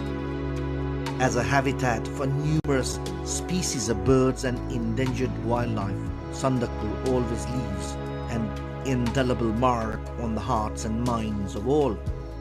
Situated at an altitude of 3,636 meters above the sea level, Sandakpur is located at Ward 2 and 4 of Sandakpur Rural Municipality in Nepal's eastern Ilam district.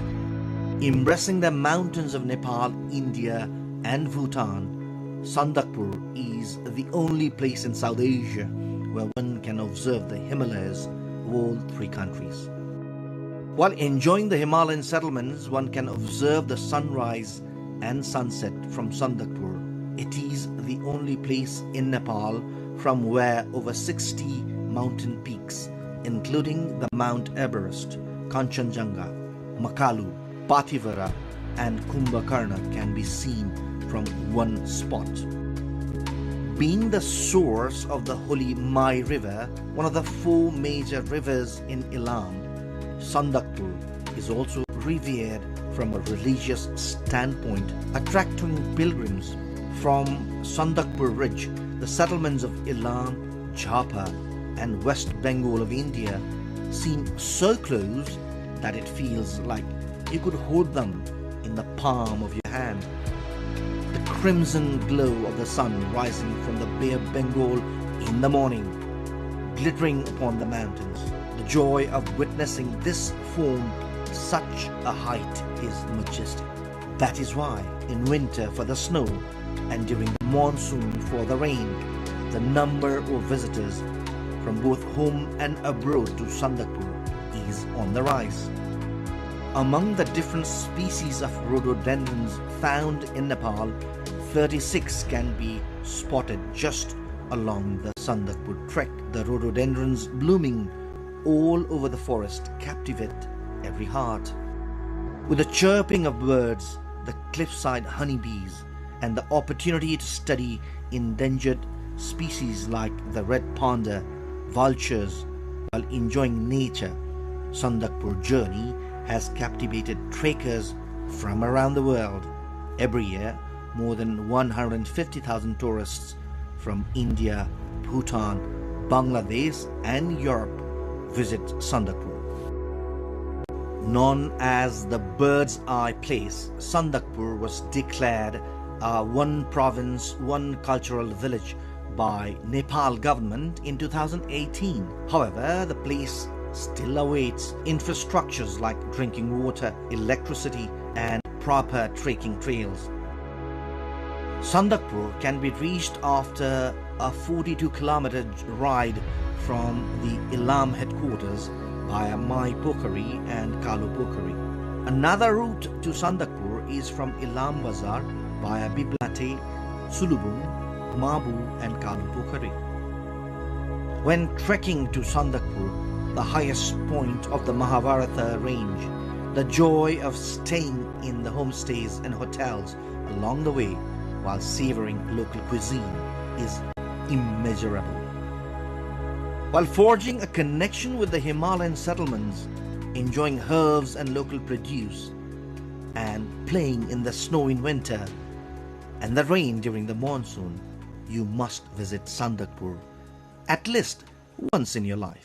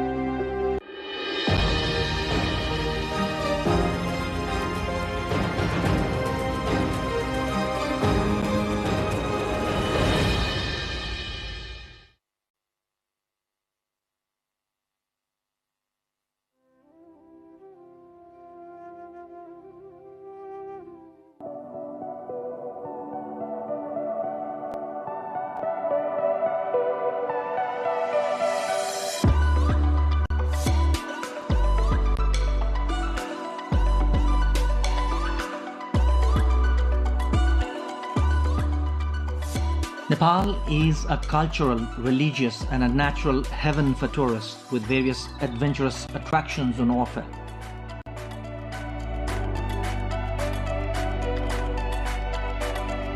Nepal is undoubtedly one of the best tourism destinations in the world.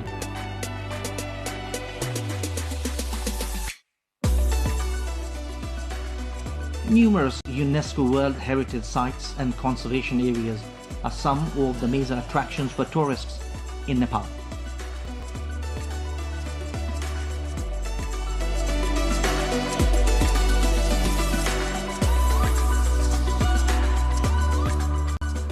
In addition, the natural, cultural and religious uniqueness of the country has been drawing a large number of foreign tourists.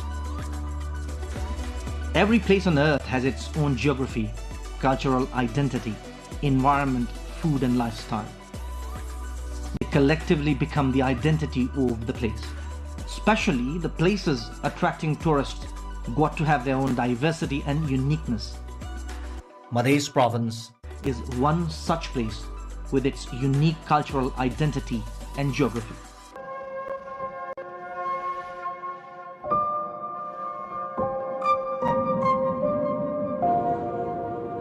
A historic province of Nepal, special for religious, cultural and trade activities, geographically total flat land, and the province with the pious land of Janakpur Dham.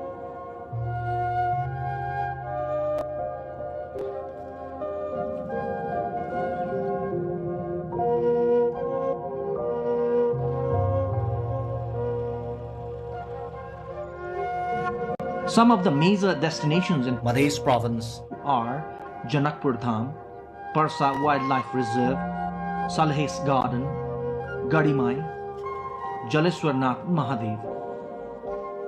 Madhya Province, who has an illustrious past as the capital of the ancient Mithila kingdom with archaeological heritages of the era, cultural and religious destinations.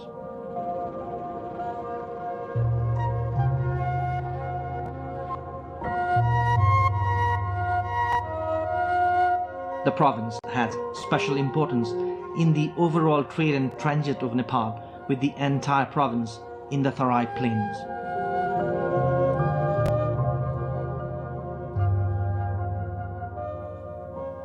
The province is very important for tourism in Nepal, though appears to be slightly backward in social, educational and health awareness.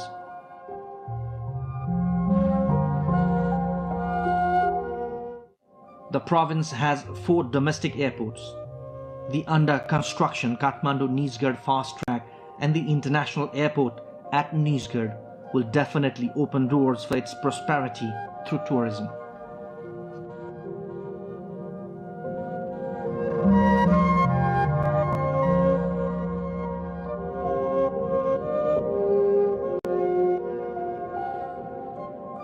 All the tourism destinations are well equipped in terms of infrastructures, but some await road network connection. The need to explore new destinations and promote the existing ones has been long felt. These are some of the major tourism destinations of province 2, which draw hundreds of thousands of tourists every year. The Janaki Temple. The Janaki Temple, in the birthplace of Sita, the better half of Lord Rama, is a pious place for Hindus. The famous temple in itself is an epitome of ancient Mithila art and culture.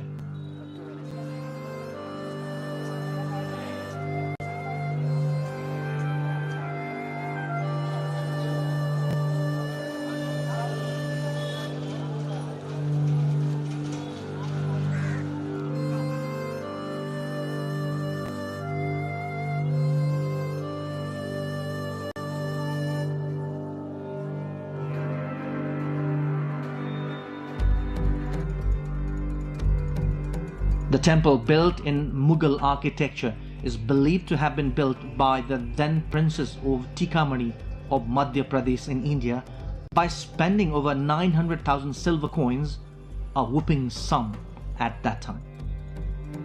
Thus, the temple is also known as Naulakha Temple.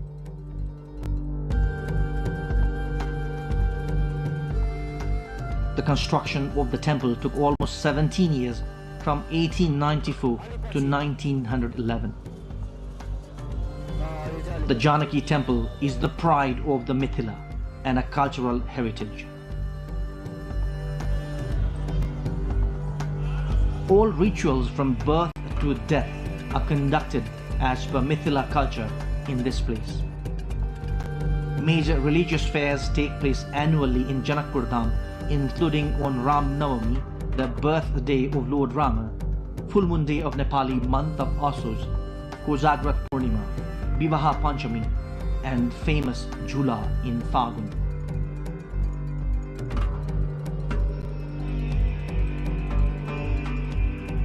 This massive temple is not just a heritage for Nepalese, but for all the Hindus across the world. Janaki Temple stands out as the place drawing most number of tourists in Madhya province every year.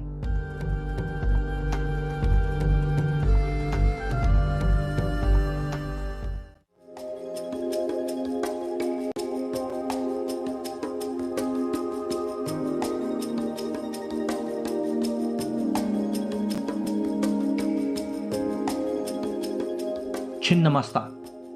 The revered Chinnamasta shrine is at Sakhara village towards the southern border of Chinnamasta from Saptari's district headquarters Rajviras.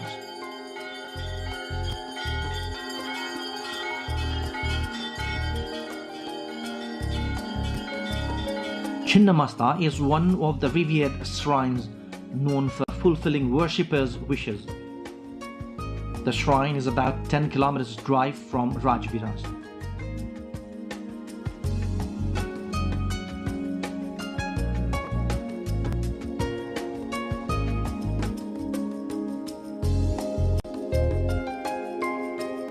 Large number of devotees throngs the deity's shrine in Dasai festival.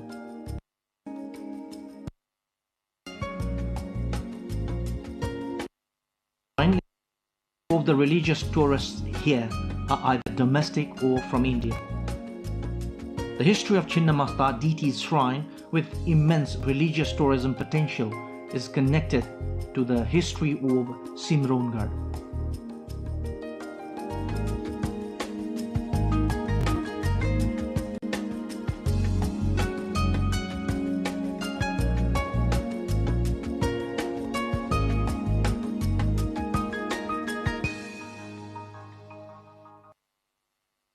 Parsa National Park. The Parsa National Park along the border of Parsa, Bara and Makwanpur districts is the youngest national park in the country. The earlier wildlife reserve has been transformed now into a national park.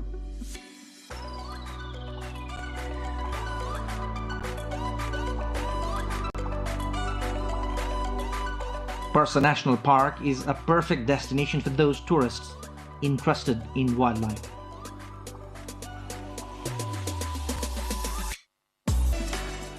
The national park is well known for the local wild elephants.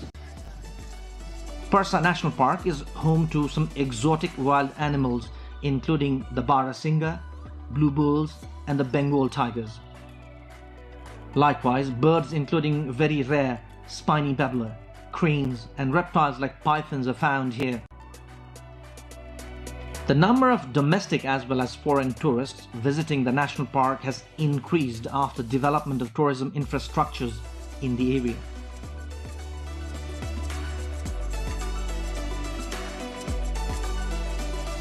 One can reach Parsa National Park in around 6 hours drive from Kathmandu. Spread across Chitwan, Makwanpur and Parsa districts, the Parsa National Park is home to some endangered wild animals and birds. The major attractions here are Bengal tiger, one-horned rhinos, wild elephants, leopards, Gor bison or the Gorigai, among others.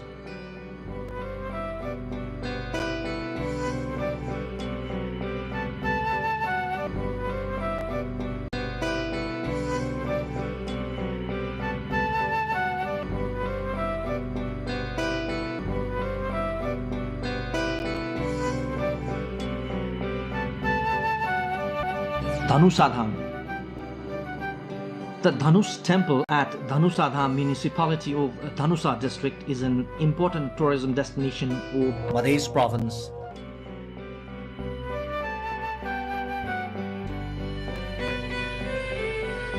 Mythological belief says this is the very place where Lord Rama had broken the bow of Lord Shiva to win the hand of goddess Sita. It is believed that the Pinak bow of Lord Shiva broke into 3 pieces when Lord Rama tried to fix the string on it.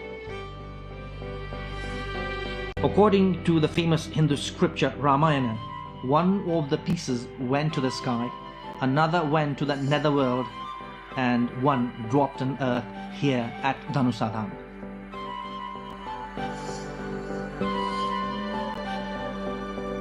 The Dhanush temple is just 15 kilometers drive from the Janakpur Dham.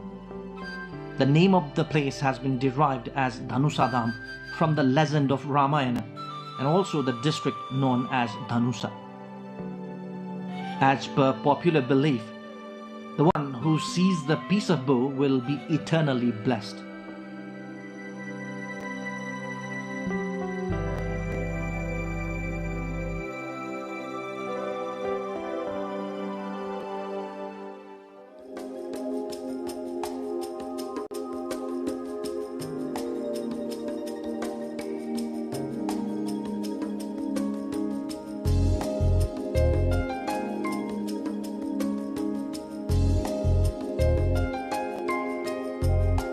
Birgunj is Nepal's major business center. Not just known for trade and commerce, Birgunj of Parsa district also draws a lot of tourists.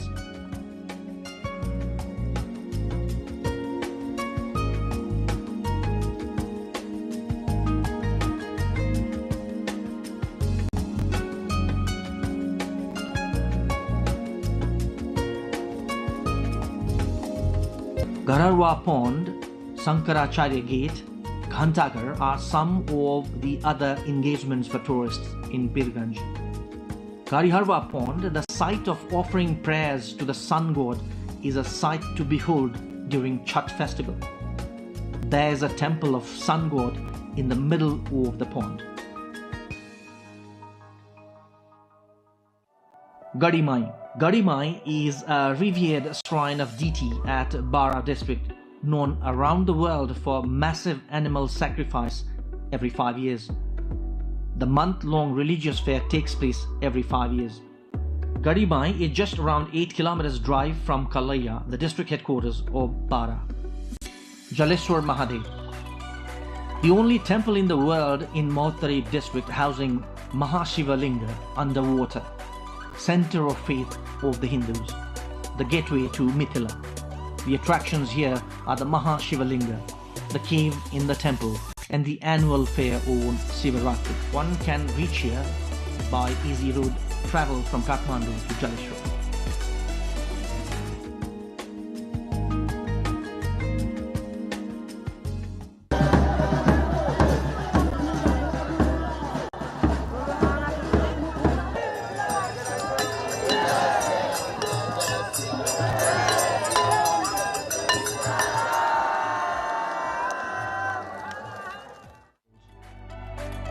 One can reach the Salahis garden just 3 kilometers ride from Lahan Bazar of Lahan municipality in Siraha district. Every tourism destination in Madhya province has its own speciality. Almost all these destinations are awaiting promotion at the same time developing necessary infrastructure to promote tourism here has its own challenges.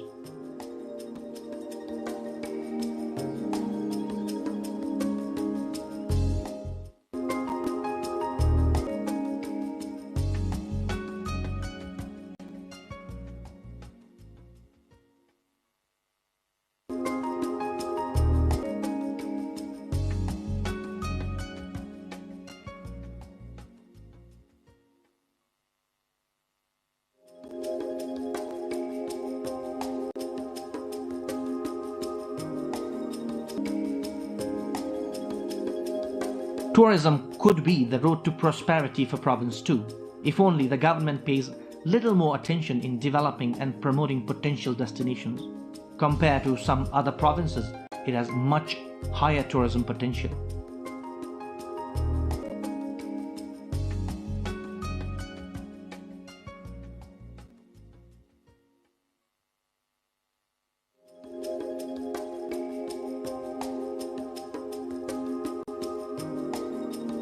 Upgrading the dilapidated roads and highways is important in addition to operating regular air services.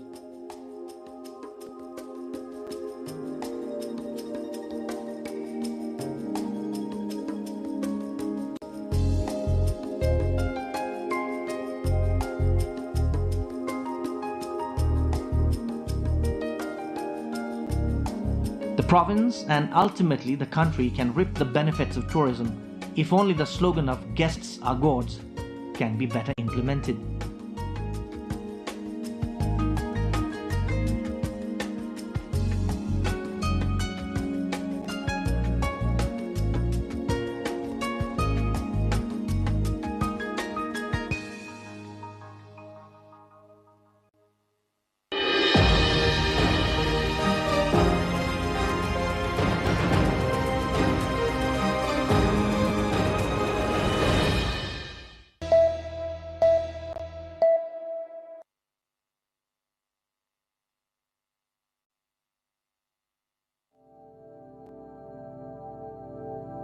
Dai Lake in Karnali province is a geographically remote district, yet rich with untapped potential for tourism.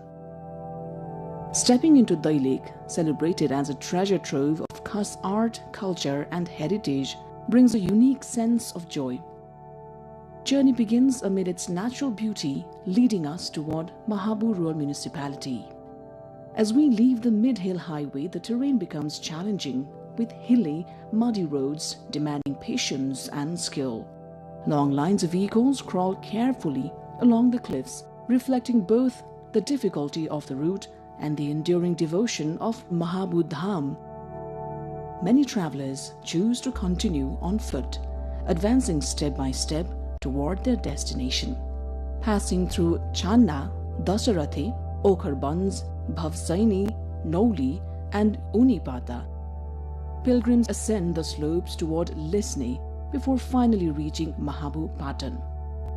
Pilgrims from Dai Lake and nearby districts often arrive late at night, having begun their journey the previous day.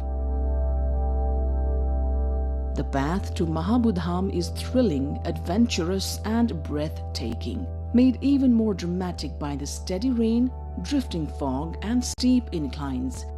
Yet the journey itself feels uniquely rewarding.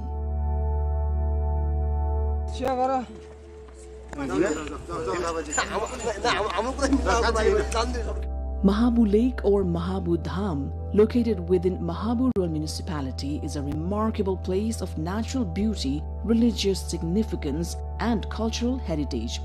Situated at an altitude of 4,200 meters, the area is adorned with emerald lakes, grazing flocks of sheep and goats, and a sky that dances with Himalayan mist. Every year, during Janai Purnima, a grand fair is held here, drawing thousands of devotees from across the region. Mahabu Dham's spiritual importance is deeply rooted in the ancient worship of Lord Shiva, revered here as the origin site.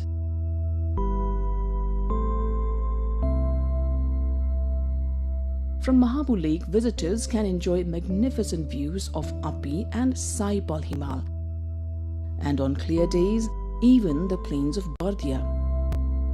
Given its religious importance and natural splendor, Mahabu Dham holds immense potential as a religious tourism destination. Improving the rough, narrow access roads is essential for supporting this growth. Mahabu Dham is more than a pilgrimage site. It is a confluence of culture, history, faith, and nature. To truly appreciate its significance, one must visit Mahabu Lake at least once, immerse oneself in its natural beauty, and experience the serene environment that leaves a lasting impression.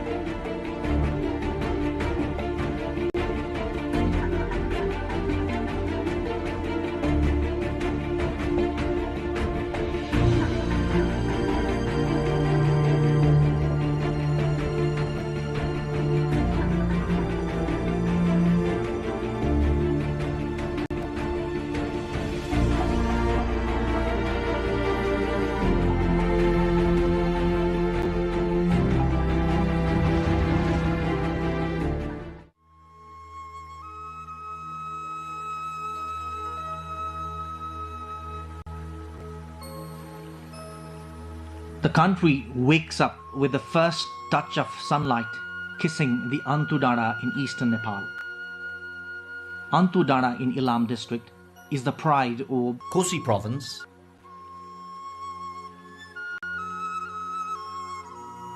Nepal's eastern Kosi province spreads across 26,000 square kilometers and has 14 districts. Taplejung, Pastar, Ilam, Jhapa, Sangkhwasava, Terathum, Dhankuta, Morang, Sunsari, Solukhumbu, Bhojpur, Udaipur, Khotang and Okhaldunga make Kosi province. Though the province is an ethnic mix, the predominant inhabitants are Brahmin, Kshetri, Tamang, Sherpa, Rai and Limbu.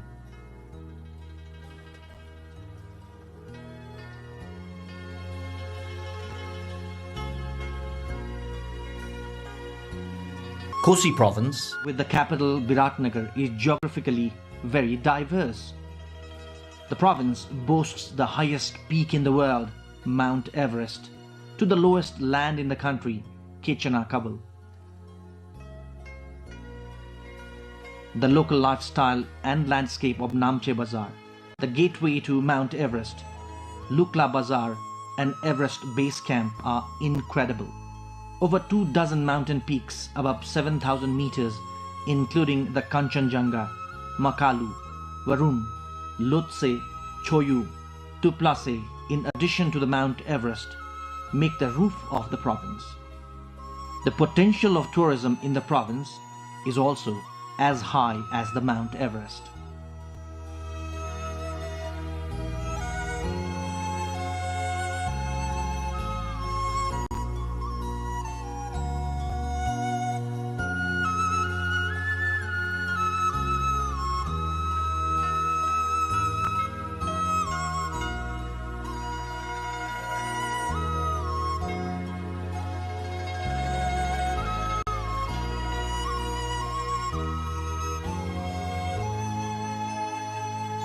Country's largest Saptakosi, along with Mechi, Arun, Tamor, Kankai, Likhu are the major rivers in the province. These rivers are the lifeline of the people since time immemorial. Recently started motorboat on the Koshi River is opening doors for tourism while easing the life of the locals at the same time.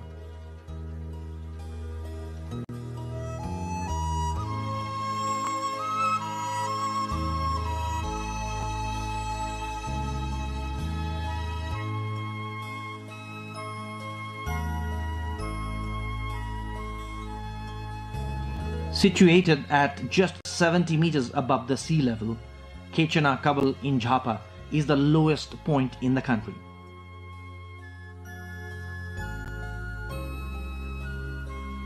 This place of national importance needs more promotion, and expectedly some programs are being undertaken. The world-renowned Kosi Tappu Wildlife Reserve, Sagarmatha National Park, Makalu Varun National Park and Kanchenjunga Conservation Area are some of the major attractions in Kosi province.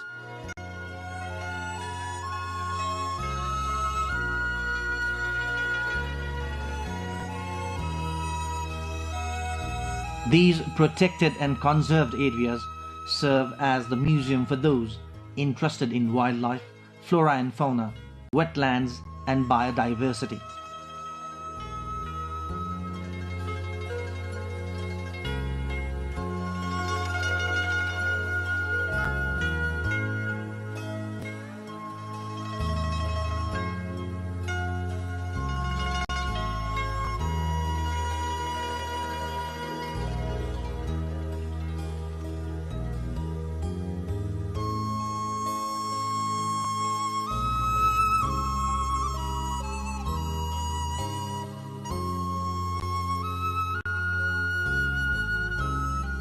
The number of people thronging Antu Dara in Ilam round the calendar to watch the sunrise is increasing by the day.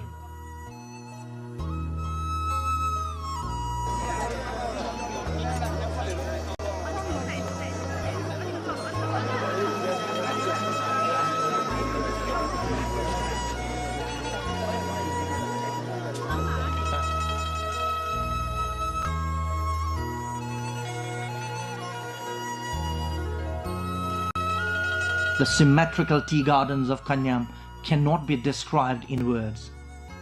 Prosperity along with natural beauty is the speciality of the province.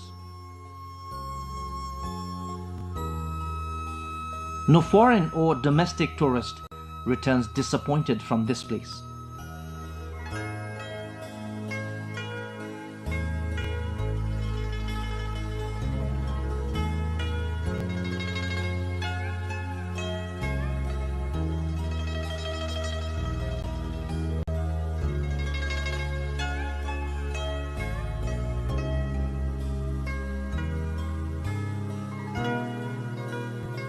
Mai Pokhari and Sandakpur in Ilam are some of the other destinations for tourists.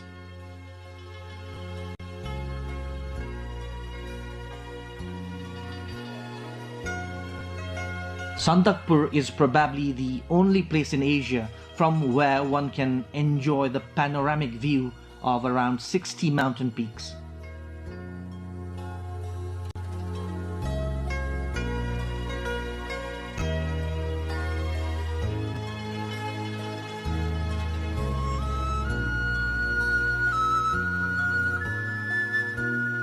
Ilam also is famous for its organic produces, including allo or the giant nettle, milk, broomgrass, red hot chili, and cardamom.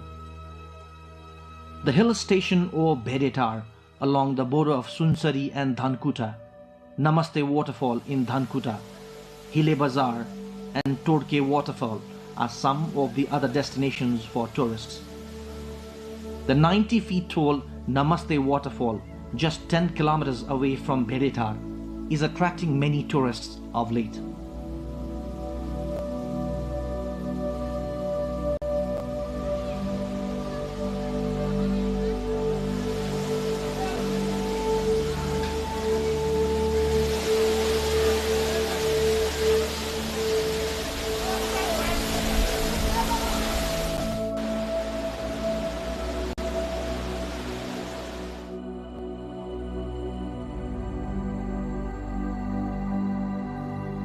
TMZ or Tinjure, Milne and Jaljala area in Terathum is branded as the capital of rhododendron.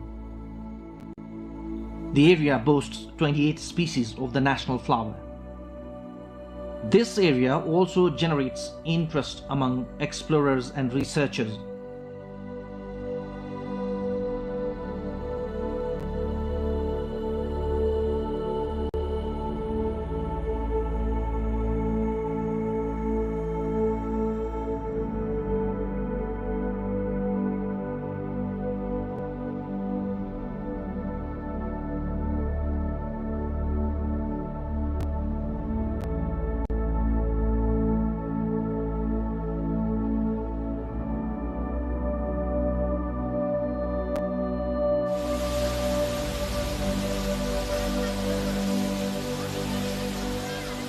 The 365-meter tall Hathung waterfall is the tallest in Asia and the pride of Nepal.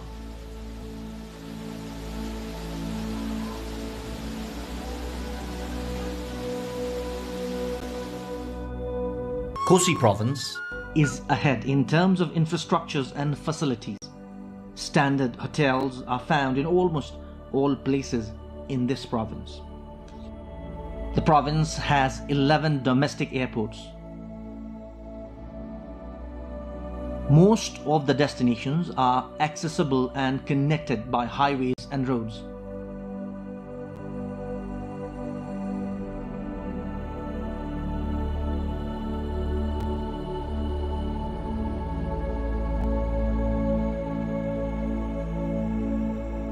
The Pathivara temple, situated at 3,794 meters above the sea level, is the combination of spirituality, natural beauty, and tourism.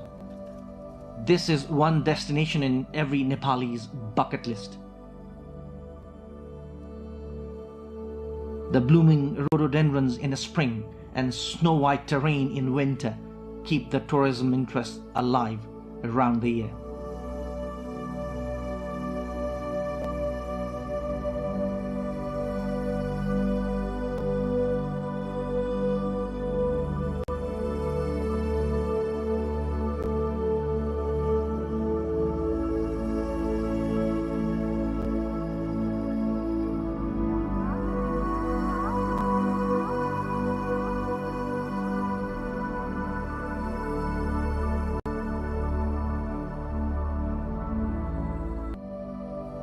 There are many other similar religious sites in Kosi province, Halesi Mahadev Temple and the Basaha Cave of Khotan.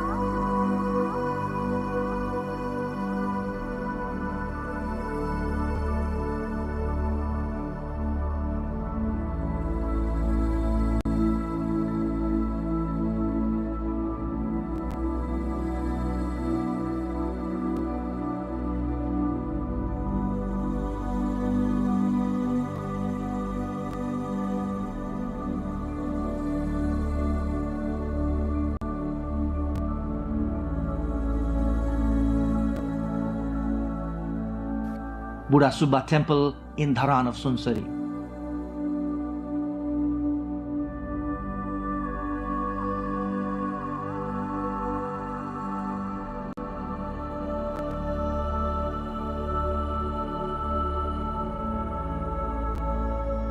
Barha Kshetra of Sunsari.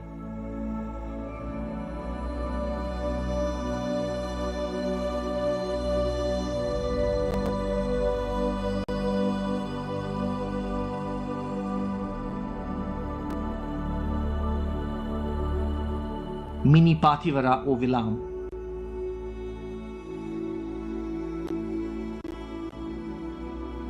Arjundhara of Jhapa of the Mahabharata myth.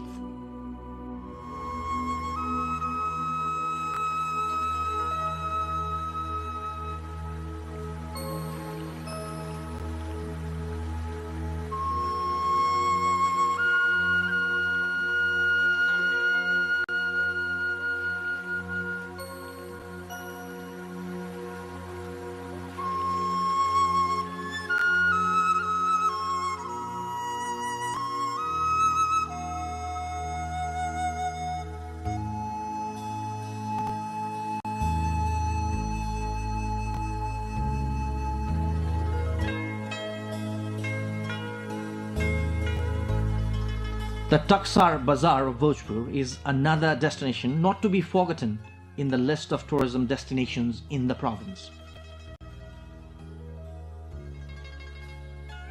History dates the first minted Nepali coins in this place. Those copper coins are still found in Taksar.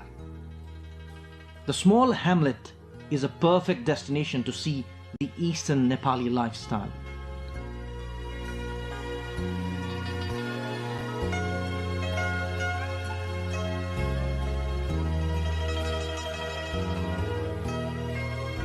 Kosi province is equally rich in its unique culture and traditions.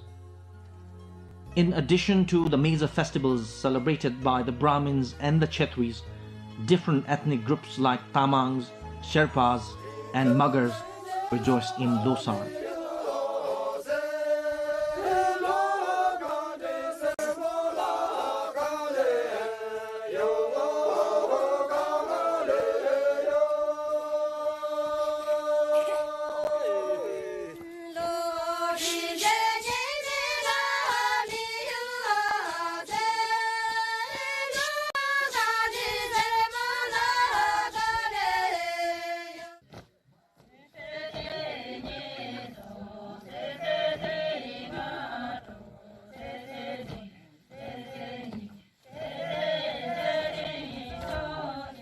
The Shabru dance of the Sherpas, a special ritual in Losar, is internationally renowned.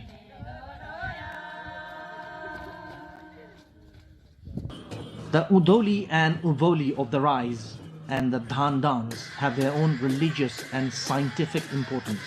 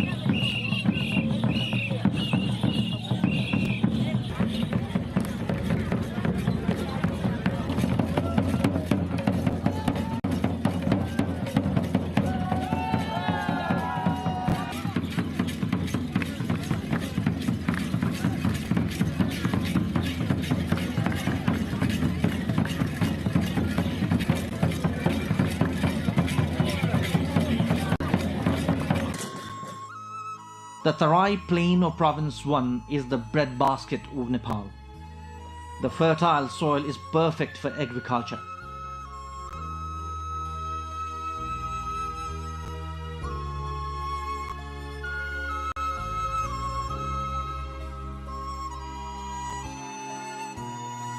Tea gardens from the lowland of Japa to the height of Solukhumbu are some of the major cash crops here. These tea gardens also attract numerous tourists in the region.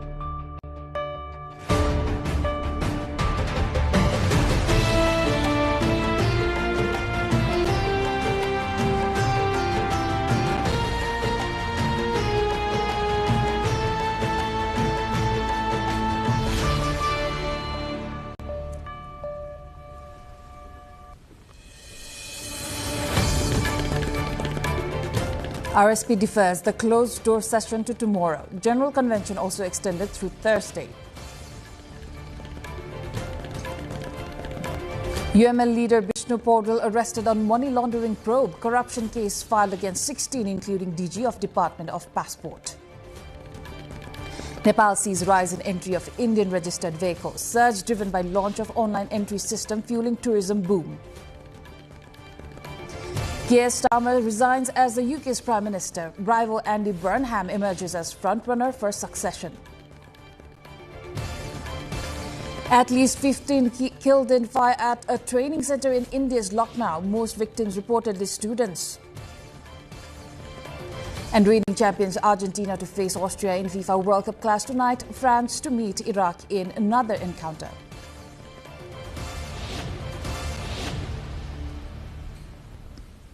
Hello there, I am Aprila Singh Lama and this is NTV World News Hour coming to you live from Kathmandu at 2200 hours Nepal Standard Time. The news in detail. The first general convention of the Rashtriya Swatantra Party, which began on Saturday in Chitwan, continued into its second day today. However, the closed session scheduled to begin from today has been restated for tomorrow due to delays in internal preparations. According to organizers, the closed-door session could not start on schedule as internal administrative arrangements were not completed. A total of 4,211 representatives are participating in the convention.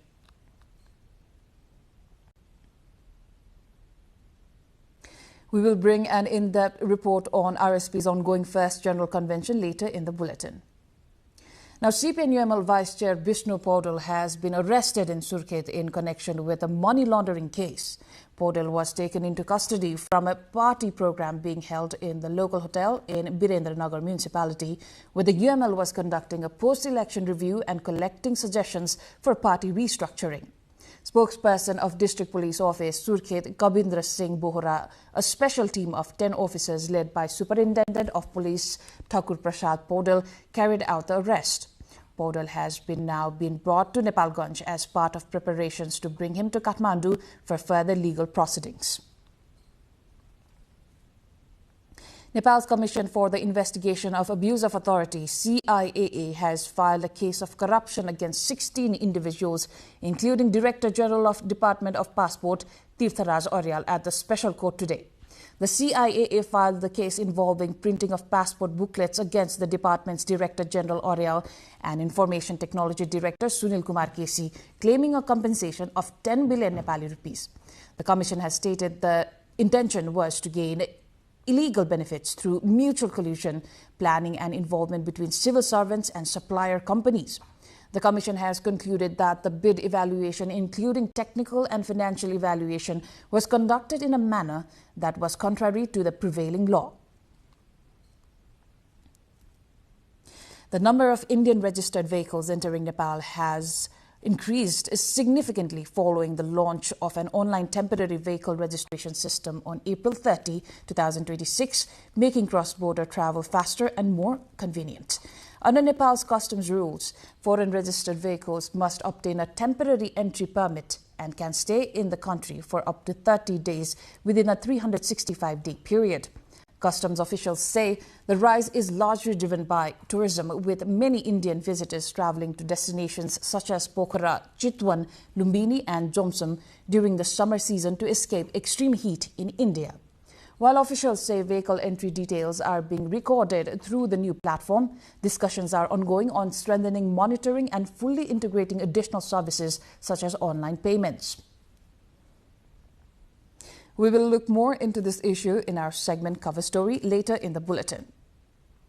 Moving on, embattled British Prime Minister Keir Starmer has announced his resignation, with a new leader to be in place by the time Parliament returns in September, paving the way for Britain to have its 7th leader in 10 years. His resignation came after fewer than 2 years in office, in a term characterized by policy U-turns and deep public unpopularity. Meanwhile, Starmer's political rival Andy Burnham has called for stability in a social media post.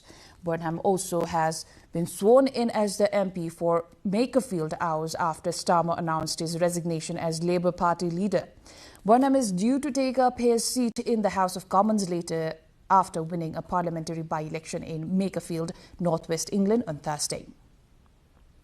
Now, at least 15 persons, most of them students, have been killed in a fire at an animation training center in Lucknow city in northern India earlier today. The fire broke out in the Aliganj area of Lucknow, the capital of India's most populous state of Uttar Pradesh, according to local media reports. The building housed a pet shop and veterinary clinic on the lower floors and a study center and an animation studio above. About 21 students were present when the fire broke out, police said, adding that 2 were seriously injured and 4 were stable. The center trained students to create animations, according to Uttar Pradesh State's Deputy Chief Minister, Brajesh Pathak. Now, the FIFA World Cup 2026 group stage continues with several high-profile fixtures scheduled across Group I and other groups as teams compete for qualification to the knockout rounds. Defending champions Argentina are set to face Austria later today at 10:45 p.m. Nepal Standard Time in a highly anticipated group stage encounter. In Group I action, France will take on Iraq, followed by Norway's clash with Senegal as the race intensifies. Teams are aiming to secure crucial points as the group stage battle moves closer to the knockout phase. We will bring an in-depth coverage on FIFA World Cup 2026 updates in our sports segment later in the bulletin. Now, the monsoon may have arrived late, but the danger is anything but delayed. After the break, why experts say even below normal rainfall could still trigger deadly floods and landslides across Nepal.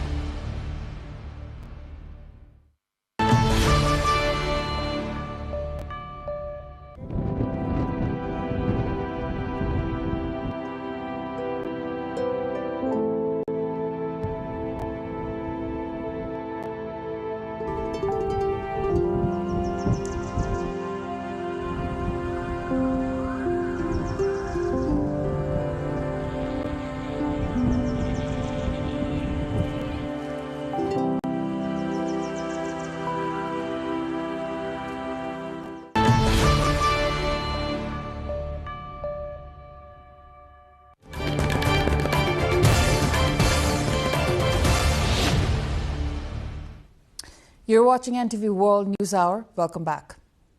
Despite forecasts of a weaker than average monsoon this year, disaster experts are warning that the risk of floods, inundation and landslides remain high across Nepal.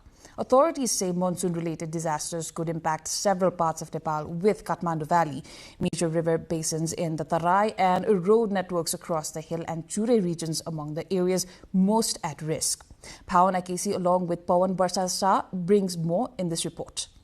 The monsoon that arrived late this season is expected to bring lower than normal rainfall. However, the threat of water-related disasters persists across the country, from the Kathmandu Valley to riverbank settlements in the Tarai and major mountain highways. The National Disaster Risk Reduction and Management Authority has estimated that around 51,868 households across the country may be affected by monsoon-related disasters. It is estimated that approximately 226,661 people could be affected. Experts have stated that the Kathmandu Valley is at high risk of floods and inundation this year. The area around the new bus park within the Kathmandu Valley is predicted to be the most flood affected. Settlements along rivers flowing through the city, including Nakhu, Balkhu, Bagmati and Dhovikhola, are also at high risk. Uncontrolled urbanization, encroachment on rivers and failure to clean drainage systems on time have also led to flooding in various parts of Kathmandu Valley.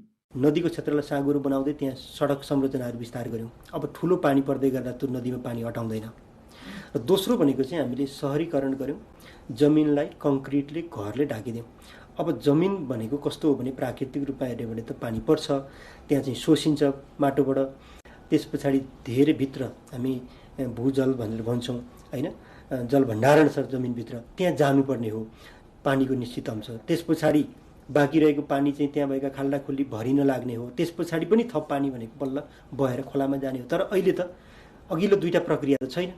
न जमिनमा खाल्डा खुल्लीमा पानी बारिने ठाउँ छ, न जमिन भित्र पानी सोसेर जाने ठाउँ छ। परेको सबै पानी चाहिँ एकदमै छिटो खोलामा आउँछ, ढल र नालाहरू हुँदै। त्यसले गर्दाखेरि चाहिँ शहरी क्षेत्र अत्यन्तै जोखिममा छ। काठमाडौँ चाहिँ नेपालको सबैभन्दा बढी जोखिम रहेको सहर हो। Not only Kathmandu, but dozens of districts in the Tarai and Chure regions of the country are also on the risk radar this year. Along with river basins such as the Kankai, Kamala, West Rapti, Babai and Saptakosi riverbank settlements in districts including Dang, Banke, Bardia, Kailali, Surkhet, Jhapa, Morang, Sunsari and Sinduli may be more affected by floods and inundation. According to experts, the increasing trend of intense localized rainfall means that even with less overall rainfall, flood risk remains high. Risk of landslides is mainly projected in road networks in hilly and Chure regions, and experts have advised taking precautions. Considering the possible risk, the department has been regularly disseminating information about potential floods, landslides and inundation. The department has also urged the public to contact its hotline number 1155 for weather-related information and emergency early warnings. विगतमा वर्षहरुमा record गरिएका तथ्याङ्कहरुको सरदर भन्दा चाहिँ कम वर्षाको चाहिँ आकलन गरिएको छ, जुन चाहिँ देशभरि नेपालैभरि नै 70 भन्दा कम वर्षाको आकलन गरिएको छ। यो भन्दैमा फेरि लामो समयसम्म खडेरी जान्छ भनेर विभागले भनिसकेको अवस्था छैन। यसको लागि चाहिँ वर्षा गतिविधिहरू हेर्नै पर्ने हुन्छ। अझै भन्दाखेरि लामो समयसम्म पानी नपरेर कुनै छोटो समयमा ठूलो पानी परेर सरदर भन्दा कम हुन पनि सक्ने भयो। र अर्को कुरो भनेको सधैँ नै सानसानो पानी पर्ने र चाहिँ सरदर भन्दा कम हुन सक्ने सम्भावना पनि दुवै सम्भावना रहेको देखिन्छ। Last year, monsoon-related disasters directly affected 10,823 families, while 495 persons lost their lives across the country. As authorities warn of heightened flood and landslide risks this monsoon, we asked people how prepared they are to respond in the event of a disaster. Let's hear what they had to say. कतिखेर बाढी आउँछ थाहा छैन। आफ्नो घरको सामानहरू, गहुँ, धान अनि आफूलाई चाहिने कागजहरू, कागजात, झोला, झटपट झोलाहरू सब तयार गरेर अगाडि नै आफ्नो सुरक्षित ठाउँमा राखेर पूर्व सूचना 3 दिने 7 दिने 24 घण्टा त्यस्तो पूर्व सूचनाहरू पनि हामीहरूले पाइराखेका छौं। त्यसैगरी हाम्रो तटीय क्षेत्रमा भएका सबै दिदीबहिनीहरू सीडीएमसीका मिलेर एउटा व्हाट्सएप ग्रुप पनि बनाएको छौं। त्यस व्हाट्सएप ग्रुपले चाहिँ हामीहरूलाई एकअर्कालाई छिटो सूचनाहरू आदान प्रदान गरौँ भनेर व्हाट्सएप ग्रुपमा पनि मेसेन्जर ग्रुपमा पनि हामीहरूको कुराकानी हुन्छ। केही सामानहरू जोगाउनको लागि आयो भने उद्धार गर्ने सामग्रीहरू लाइफ ज्याकेट ट्युबहरू राखेर हामी के उद्धार गर्नेछु हैन। त्यसपछि अब भित्र पानी घरभित्र पानी पस्यो भने त्यसको लागि हामीले अलिकता अग्लो ठाउँमा धान गहुँहरू राख्ने वातावरण गरेका छौँ। यो अवस्थामा चाहिँ जिल्ला प्रशासनदेखि लिएर स्थानीय सरकार, वडा, समुदाय, सिडिएमसीले चाहिँ पूर्व तयारीका कामहरू गरिराखेका छन्। जसमध्ये अब बन्द भएका खोला नालाहरूलाई सफा गर्नेदेखि लिएर खोज तथा उद्धारका सामग्रीहरू खरिद गर्नेदेखि लिएर त्यो सामानहरू ठिक छ कि छैन चेक जाँच गर्नेदेखि लिएर यावत सबै सामग्रीहरू खरिद गर्ने र आवश्यक ठाउँमा राख्ने, कुन ठाउँमा बढी विपद आउँछ, बढी जोखिम हुन्छ भन्ने ठाउँमा राख्नेदेखि त्यस्तो कार्यहरू भइराखेको छ। बाढी पहिरो आउनुभन्दा अगाडि स्थानीयहरूलाई सचेत गराउने, जस्तै भूक्षय हुने ठाउँतिर चाहिँ बस्तीहरूलाई चाहिँ हटाउने, आगामी दिनहरूमा यस्ता कार्यक्रम गरे चाहिँ यो बाढी पहिरोबाट चाहिँ घर परिवारहरू व्यक्तिहरूमा चाहिँ क्षति पुग्नबाट रोक्न सकिन्छ। अहिले जनजीवन अलिकति कष्टकर बनिरहेको छ र त्यहाँनिर जनताहरूको र कृषकहरूको अलिकति स्थिति गम्भीर भएको जस्तो महसुस भएको छ। हाम्रो अपेक्षा चाहिँ के छ भन्दाखेरि स्थानीय सरकार, प्रदेश सरकार र केन्द्रीय सरकारले ती पुलबाडी बगाएको कुराहरूमा र सिँचाइहरूमा, खानेपानीहरूमा अलिकति अत्याधिक चाहिँ पर्याप्त रूपमा बजेटहरू विनियोजन गरेर त्यहाँको कृषकहरूलाई, त्यहाँको किसानहरूलाई, त्यहाँको पीडितहरूलाई राहत पुग्ने गरेको कार्यक्रम ल्याओस् भन्ने हाम्रो अपेक्षा छ।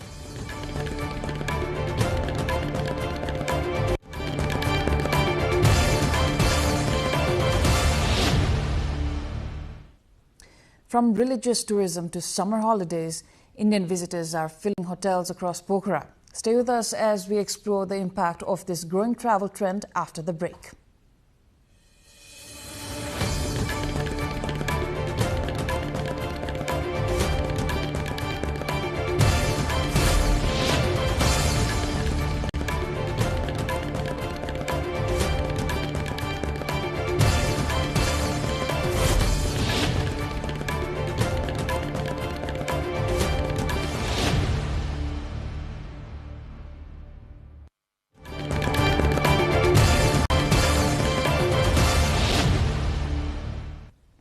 You're watching NTV World News Hour with April Agising Lama. Time for the cover story. Now, if you have been on the roads of Pokhara, Chitwan or Lumbini lately, chances are you have noticed more Indian registered vehicles than even before. The growing presence of these vehicles has sparked concern on social media, with many asking, are they entering Nepal freely? Is there a monitoring system in place? And could this pose a security risk? Let's have a look at the facts behind this.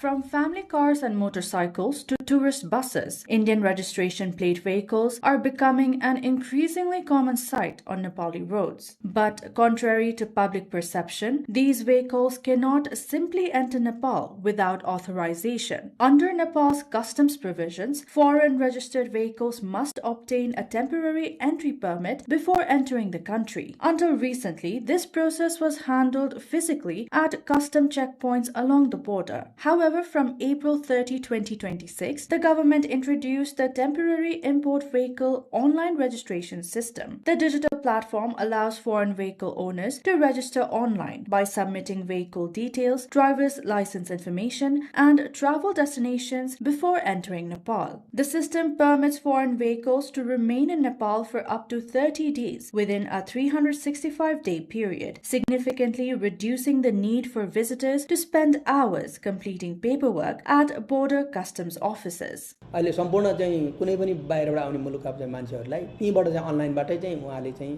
Register गर्न सक्नुहुन्छ। आफ्नो vehicle, ड्राइभरको licence नम्बरदेखि लिएर उहाँको कहाँ कुन ठाउँमा जाने डेस्टिनेसनदेखि लिएर उहाँको चाहिँ लाइसेन्स नम्बर सुद्धा हाल्ने सबै सम्पूर्ण होल इन्फर्मेसन हालेर चाहिँ रजिस्टर गर्ने व्यवस्था छ। एउटा चाहिँ इन्डियाको चाहिँ मोबाइल नम्बर छ भने उहाँले बैंकमा गएर त्यो लाग्ने दस्तुर दैनिक लाग्ने दस्तुर चाहिँ दो हिसाबले 7 दिनको हुन्छ कि कति दिन हुन्छ, उहाँले कति दिन स्टे गर्नुहुन्छ दैनिक हिसाबले लाग्छ, त्यो प्रणालीबाटै चाहिँ त्यो निर्धारण हुन्छ। त्यो चाहिँ बुझाएर उहाँ इन्ट्री गर्न सक्नुहुन्छ। Officials say the growing number of Indian vehicles is largely driven by tourism, as well as the ease of the new digital registration process. Many Indian tourists are choosing Nepal during the summer months to escape extreme heat in various parts of India and enjoy Nepal's comparatively cooler climate, as well as popular destinations such as Pokhara, Domsom, Chitwan, and Lumbini. According to customs officials, within just 3 days of the online system's launch, more than 6,000 vehicles were registered, highlighting strong demand for cross-border travel. While vehicle details and duration of stay are digitally recorded, customs fees are currently paid through designated banking channels. Officials say efforts are underway to fully integrate online payment services in the future. The increase in foreign vehicles has also raised questions about security and monitoring. Officials acknowledge that while the current system effectively records vehicle entry information, there is room for stronger tracking mechanisms once the vehicles are inside the country. Track गर्ने तपाईँ चाहिँ त्यो vehicle चाहिँ भन्सार पोइन्टबाट कुनै पनि भन्सार पोइन्टबाट छिरेपछि त्यो कहाँ कहाँ स्टे भयो भन्ने ट्र्याक गर्ने प्रणाली यसले चाहिँ गर्दैन। यसलाई चाहिँ इन्टरलिङ्क ट्राफिकसँग गर्नुपर्छ। ट्राफिकसँग इन्टरलिङ्क गरियो भने चाहिँ तपाईँले भने जस्तो चाहिँ कुन पोइन्टमा गयो रोक्यो, कहाँ गयो, कुन स्टे गर्यो भने अहिले चाहिँ इन्फर्मेसन हाम्रो सबले छ, लाइसेन्स नम्बर छ, ऊ स्टे गर्ने डेस्टिनेसन छ, ऊ स्टे गर्ने होटलको चाहिँ इन्फर्मेसन छ, त्यति चाहिँ छ हामीसँग। For now, the rise in Indian registered vehicles appears more about growing tourism and a more convenient registration process. However, as a cross-border movement continues to increase, greater coordination between customs authorities, traffic police, and other security agencies could help ensure that convenience and security move forward together.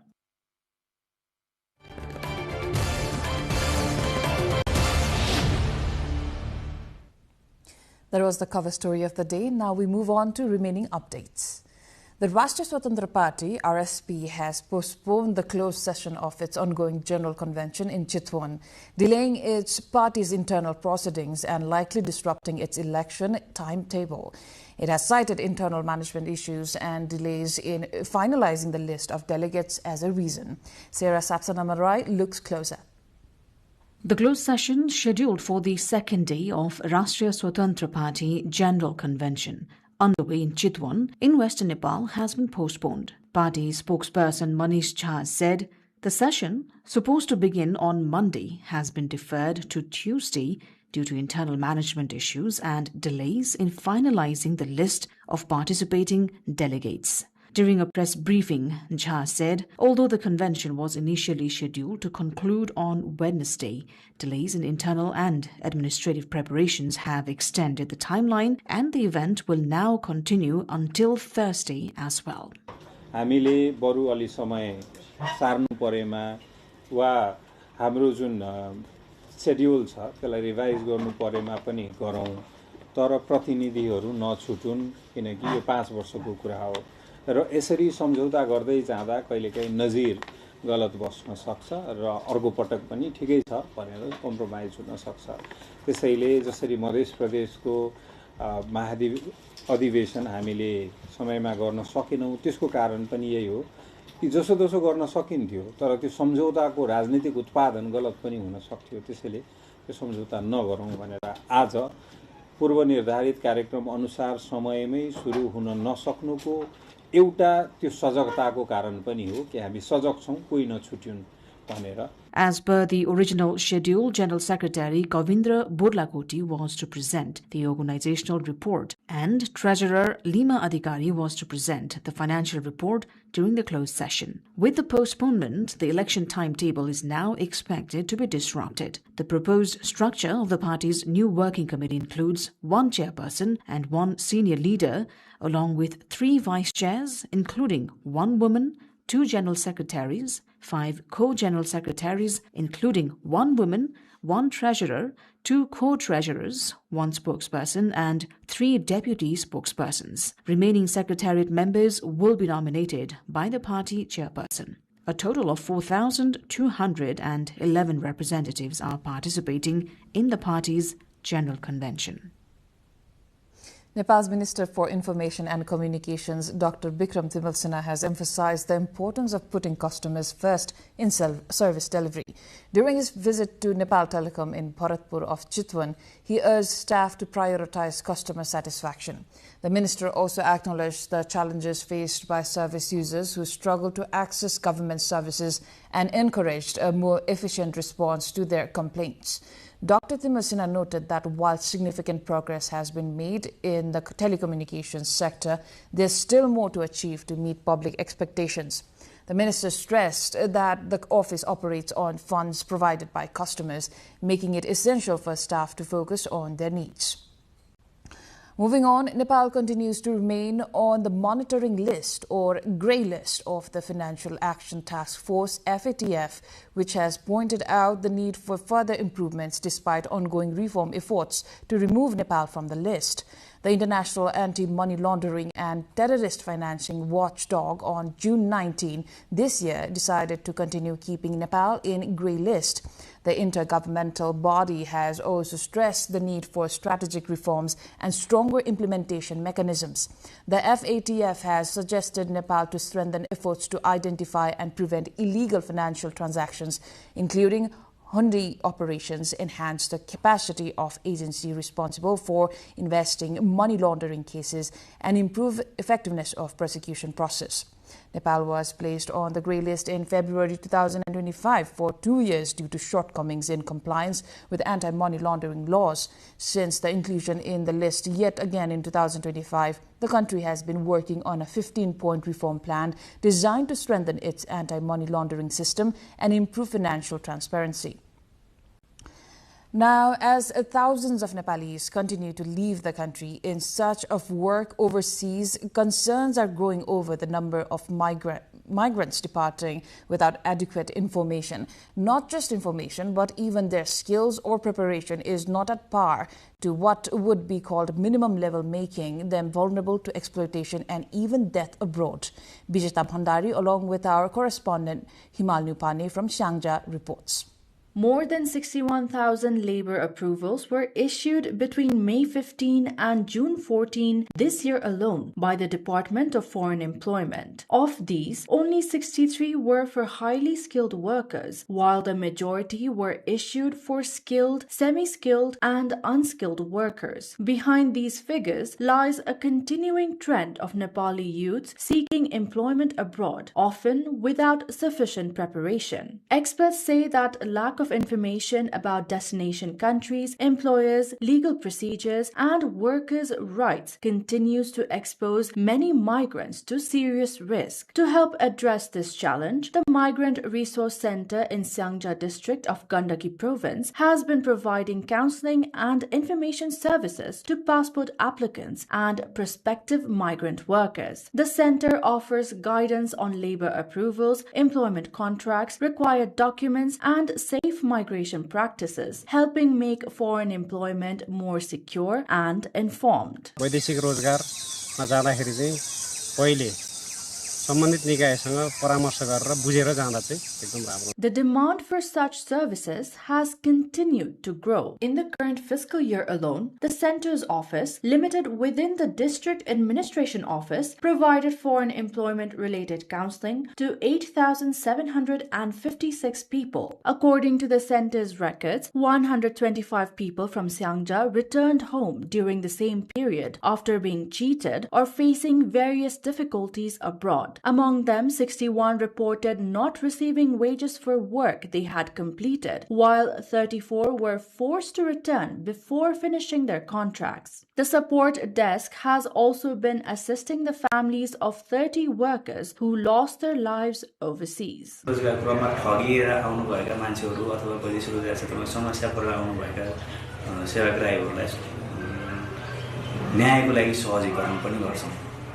खास गरी यो ठगीको क्षेत्र मान्छेहरु कसरी ठगिनु भएको छ यहाँ आइसकेपछि हामीले उहाँहरुको डकुमेन्टेसन गर्नेदेखि लिएर उहाँहरुलाई सम्बन्धित निकायमा न्याय दिने निकायमा हामीले उहाँहरुलाई सिफारिस गर्नेदेखि लिएर डकुमेन्टेसन काम सहजीकरणको काम गर्छ। While the migrant resource center's efforts have helped promote safer migration practices at the district level, officials say many people are still leaving for foreign employment without seeking proper counseling or legal guidance. They stress that lasting change will require stronger coordination among the federal, provincial, and local governments to expand awareness programs and counseling services down to the ward and community level. It is high time that the government ensured more dignified and safer foreign employment, which is the country's major source of foreign currency.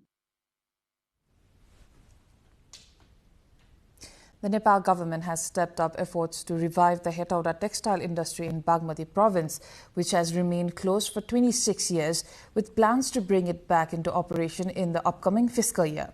Established in 1975 and operational from 1978, the state-owned factory was shut down in year 2000 and several attempts to restart it since then had failed. Officials from Industrial Area Management Limited say most of the factory's equipment remains operational following routine maintenance, while inspections have been conducted by Industry, Commerce and Supplies Minister Gauri Kumari Yadav as well as other government representatives. The government has also announced plans to advance the revival of the Butwal yarn industries and a cotton production program alongside the textile industry's reopening. Security agencies have cleared and secured the factory premises, which had previously become a hub for criminal and drug-related activities after years of abandonment. An art festival aimed at promoting the significance and legacy of Nepal's national flag has opened in the capital, organized by a group of artists under the organization Art Boom. The exhibition, being held at the Nepal Art Council in Babar Mall, Kathmandu, features paintings by 32 senior and emerging Nepali artists alongside works by 300 school children. Organizers said the festival's main objective is to highlight love and respect for the flag and instill pride in it among the younger generation, and the festival will continue for 5 days. Nepal's flag is the only non-rectangular national flag in the world, with its distinctive two-stack triangle shape with a white crescent moon and sun display. More updates coming up next, but before that, let's have a recap of the headlines. RSP defers the closed-door session to tomorrow. General Convention also extended through Thursday. UML leader Bishnu Paudel arrested in money laundering case. Corruption case filed against 16, including DG of Department of Passport. Nepal sees rise in entry of Indian registered vehicles. Surge driven by launch of online entry system, fueling tourism boom. Keir Starmer resigns as the UK's Prime Minister. Rival Andy Burnham emerges as frontrunner for succession. At least 15 killed in fire at a training centre in India's Lucknow. Most victims reportedly students. And reigning champions Argentina to face Austria in FIFA World Cup clash tonight. France to meet Iraq in another encounter.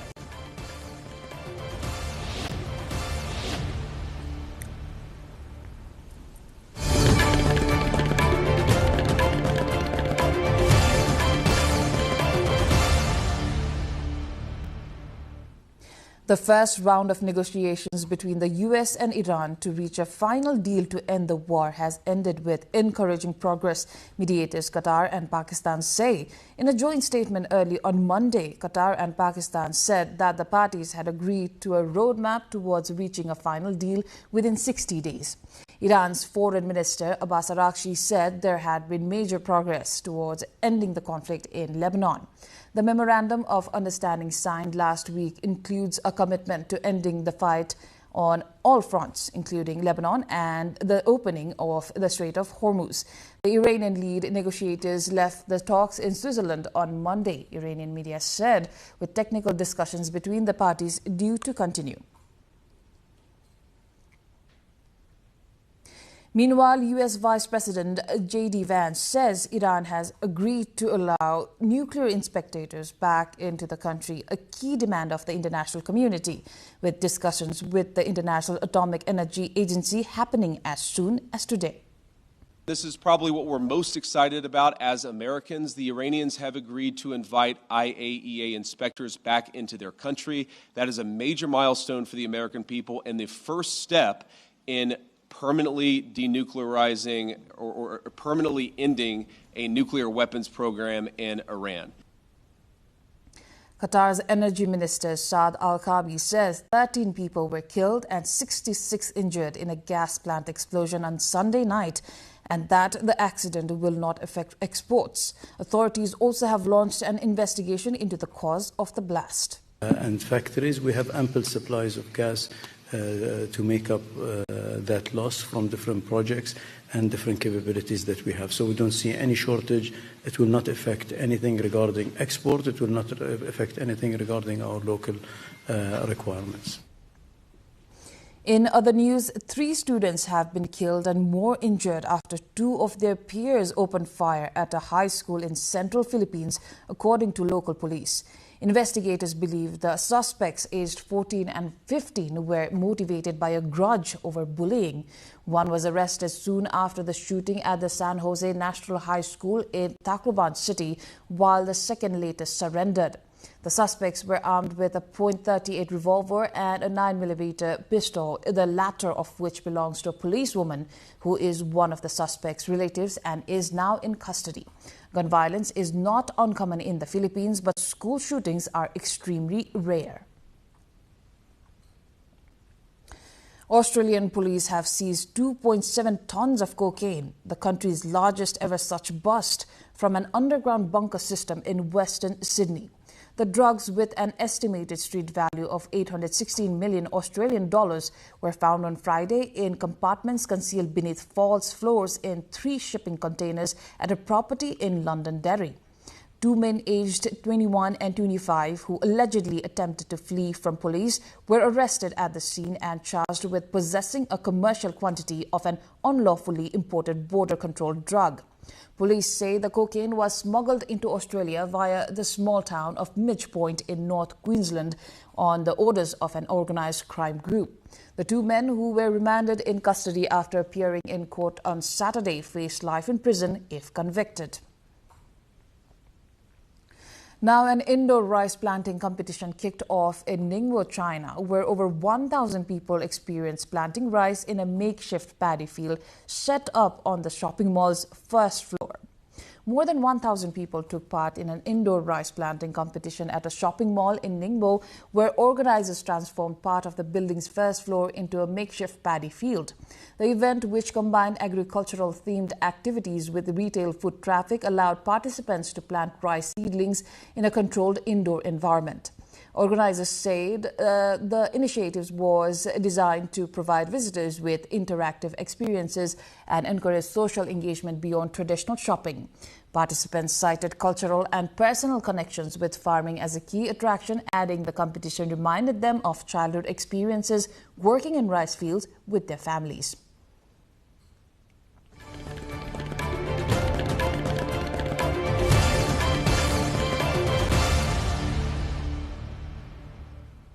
Business news lined up next. For now, a short breather.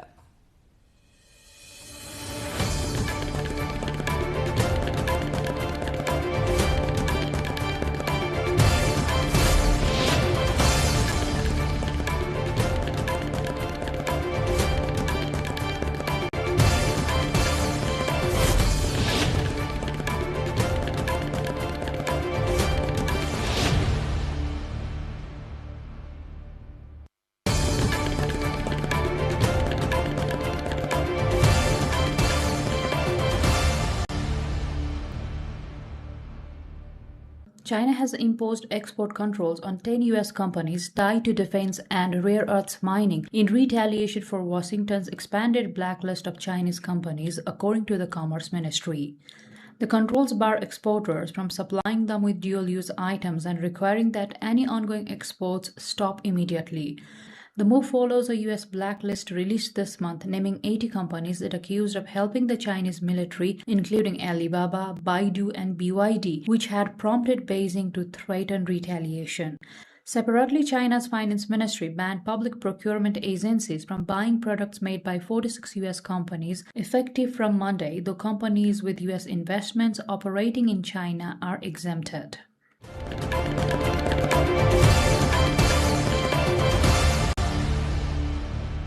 Malaysian Prime Minister Anwar Ibrahim pledged to strengthen protections for Bangladeshi migrant workers who make up roughly 800,000 of the country's foreign workforce. This follows reports of unpaid wages and recruitment scams.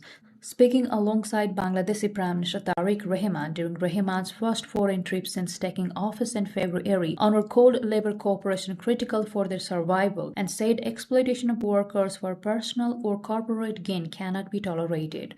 Rahman urged that recruitment practices be made transparent, fair and affordable, calling for a reduction in the number of intermediaries.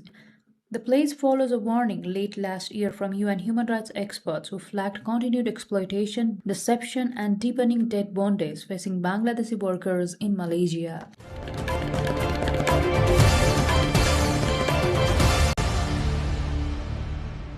Japan's exports of natto, the country's fermented soybean staple, tripled between 2017 and 2025 to reach 5,248 tons, with China and the United States as the top destinations.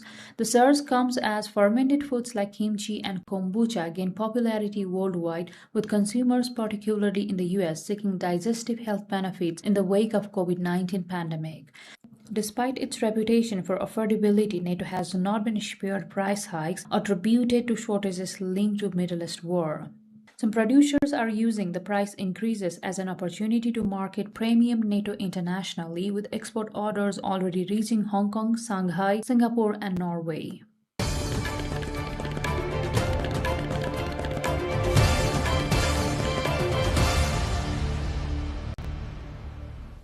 Time for sports update.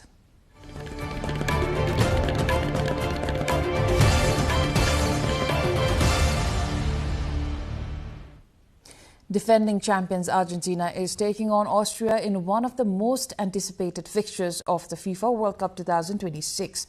France is set to face Iraq, followed by Norway's clash with Senegal as competition intensifies in the group standings. Sarah Sapsanama-Rai looks into details. Egypt has climbed to the top of Group G in the FIFA World Cup after defeating New Zealand 3-1. Mohamed Salah, Mostafa Zizou and Trezeguet each scored a goal for Egypt. With this win, Egypt climbed to the top of Group G with 4 points from 2 matches, strengthening the chances of reaching the knockout stage. Debutants Cape Verde, meanwhile, continued the impressive run, holding Uruguay to a 2-2 draw in Miami. Kevin Pina gave Cape Verde a historic lead in the 21st minute, but Maxi Araujo equalized in the 44th. In first-half injury time, Augustin put Uruguay ahead, only for Helio Varela to level in the 61st minute after a defensive mix-up. Cape Verde have now drawn both of their opening matches, including a goalless draw against Spain. Star winger Lamine Yamal opened his FIFA World Cup scoring account as the European champion defeated Saudi Arabia 4-0 in Atlanta. Yamal scored in the 10th minute from Mikel Oyarzabal's pass, becoming the 8th youngest scorer in World Cup history at 18 years and 343 days. Meanwhile, Belgium and Iran played out a goalless draw in Los Angeles, leaving both teams with 2 points from 2 matches. In the 4 matches lined up for early morning Tuesday, France takes on Iraq in an encounter followed by Norway versus Senegal from the same group. Algeria takes on Jordan in Group J clash, while Portugal and Uzbekistan will lock horns in Group K encounter.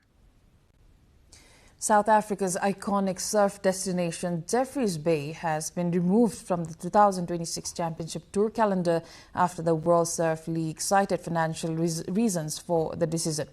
Known worldwide for its legendary point break and some of the longest right-hand waves in surfing, Jeffreys Bay has long been a favorite stop on the professional circuit. The event's exclusion has sparked disappointment among local residents, businesses and surfing fans who rely on the annual competition's economic and tourism boost. The renowned J-Bay event has hosted many of the sport's biggest stars and is widely regarded as one of the premier venues in competitive surfing. Its absence from the 2026 schedule marks a significant change for both the tour and the South African surfing community.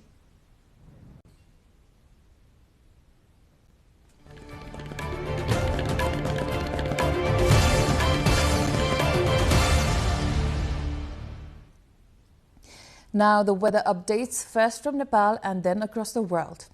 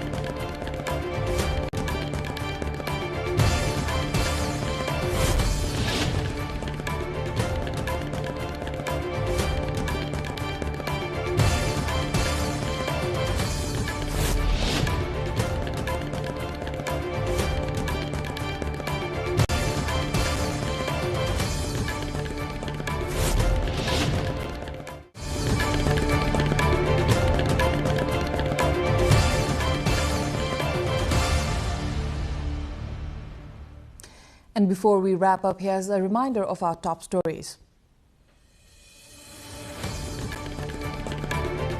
RSP defers the closed-door session to tomorrow. General Convention also extended through Thursday.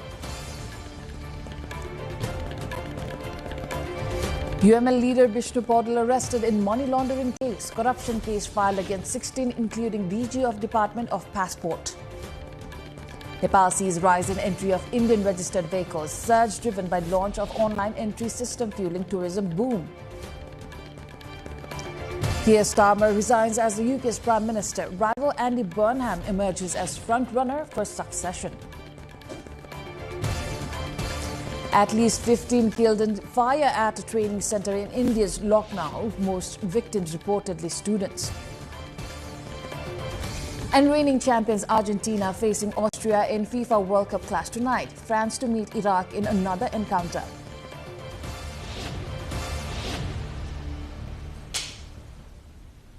That is all for the moment. Do join us through our social media and get the latest updates and information in our official website www.nepaltelevision.com. I am Irpilagi Singh Lama. Thank you for staying with us. Good night.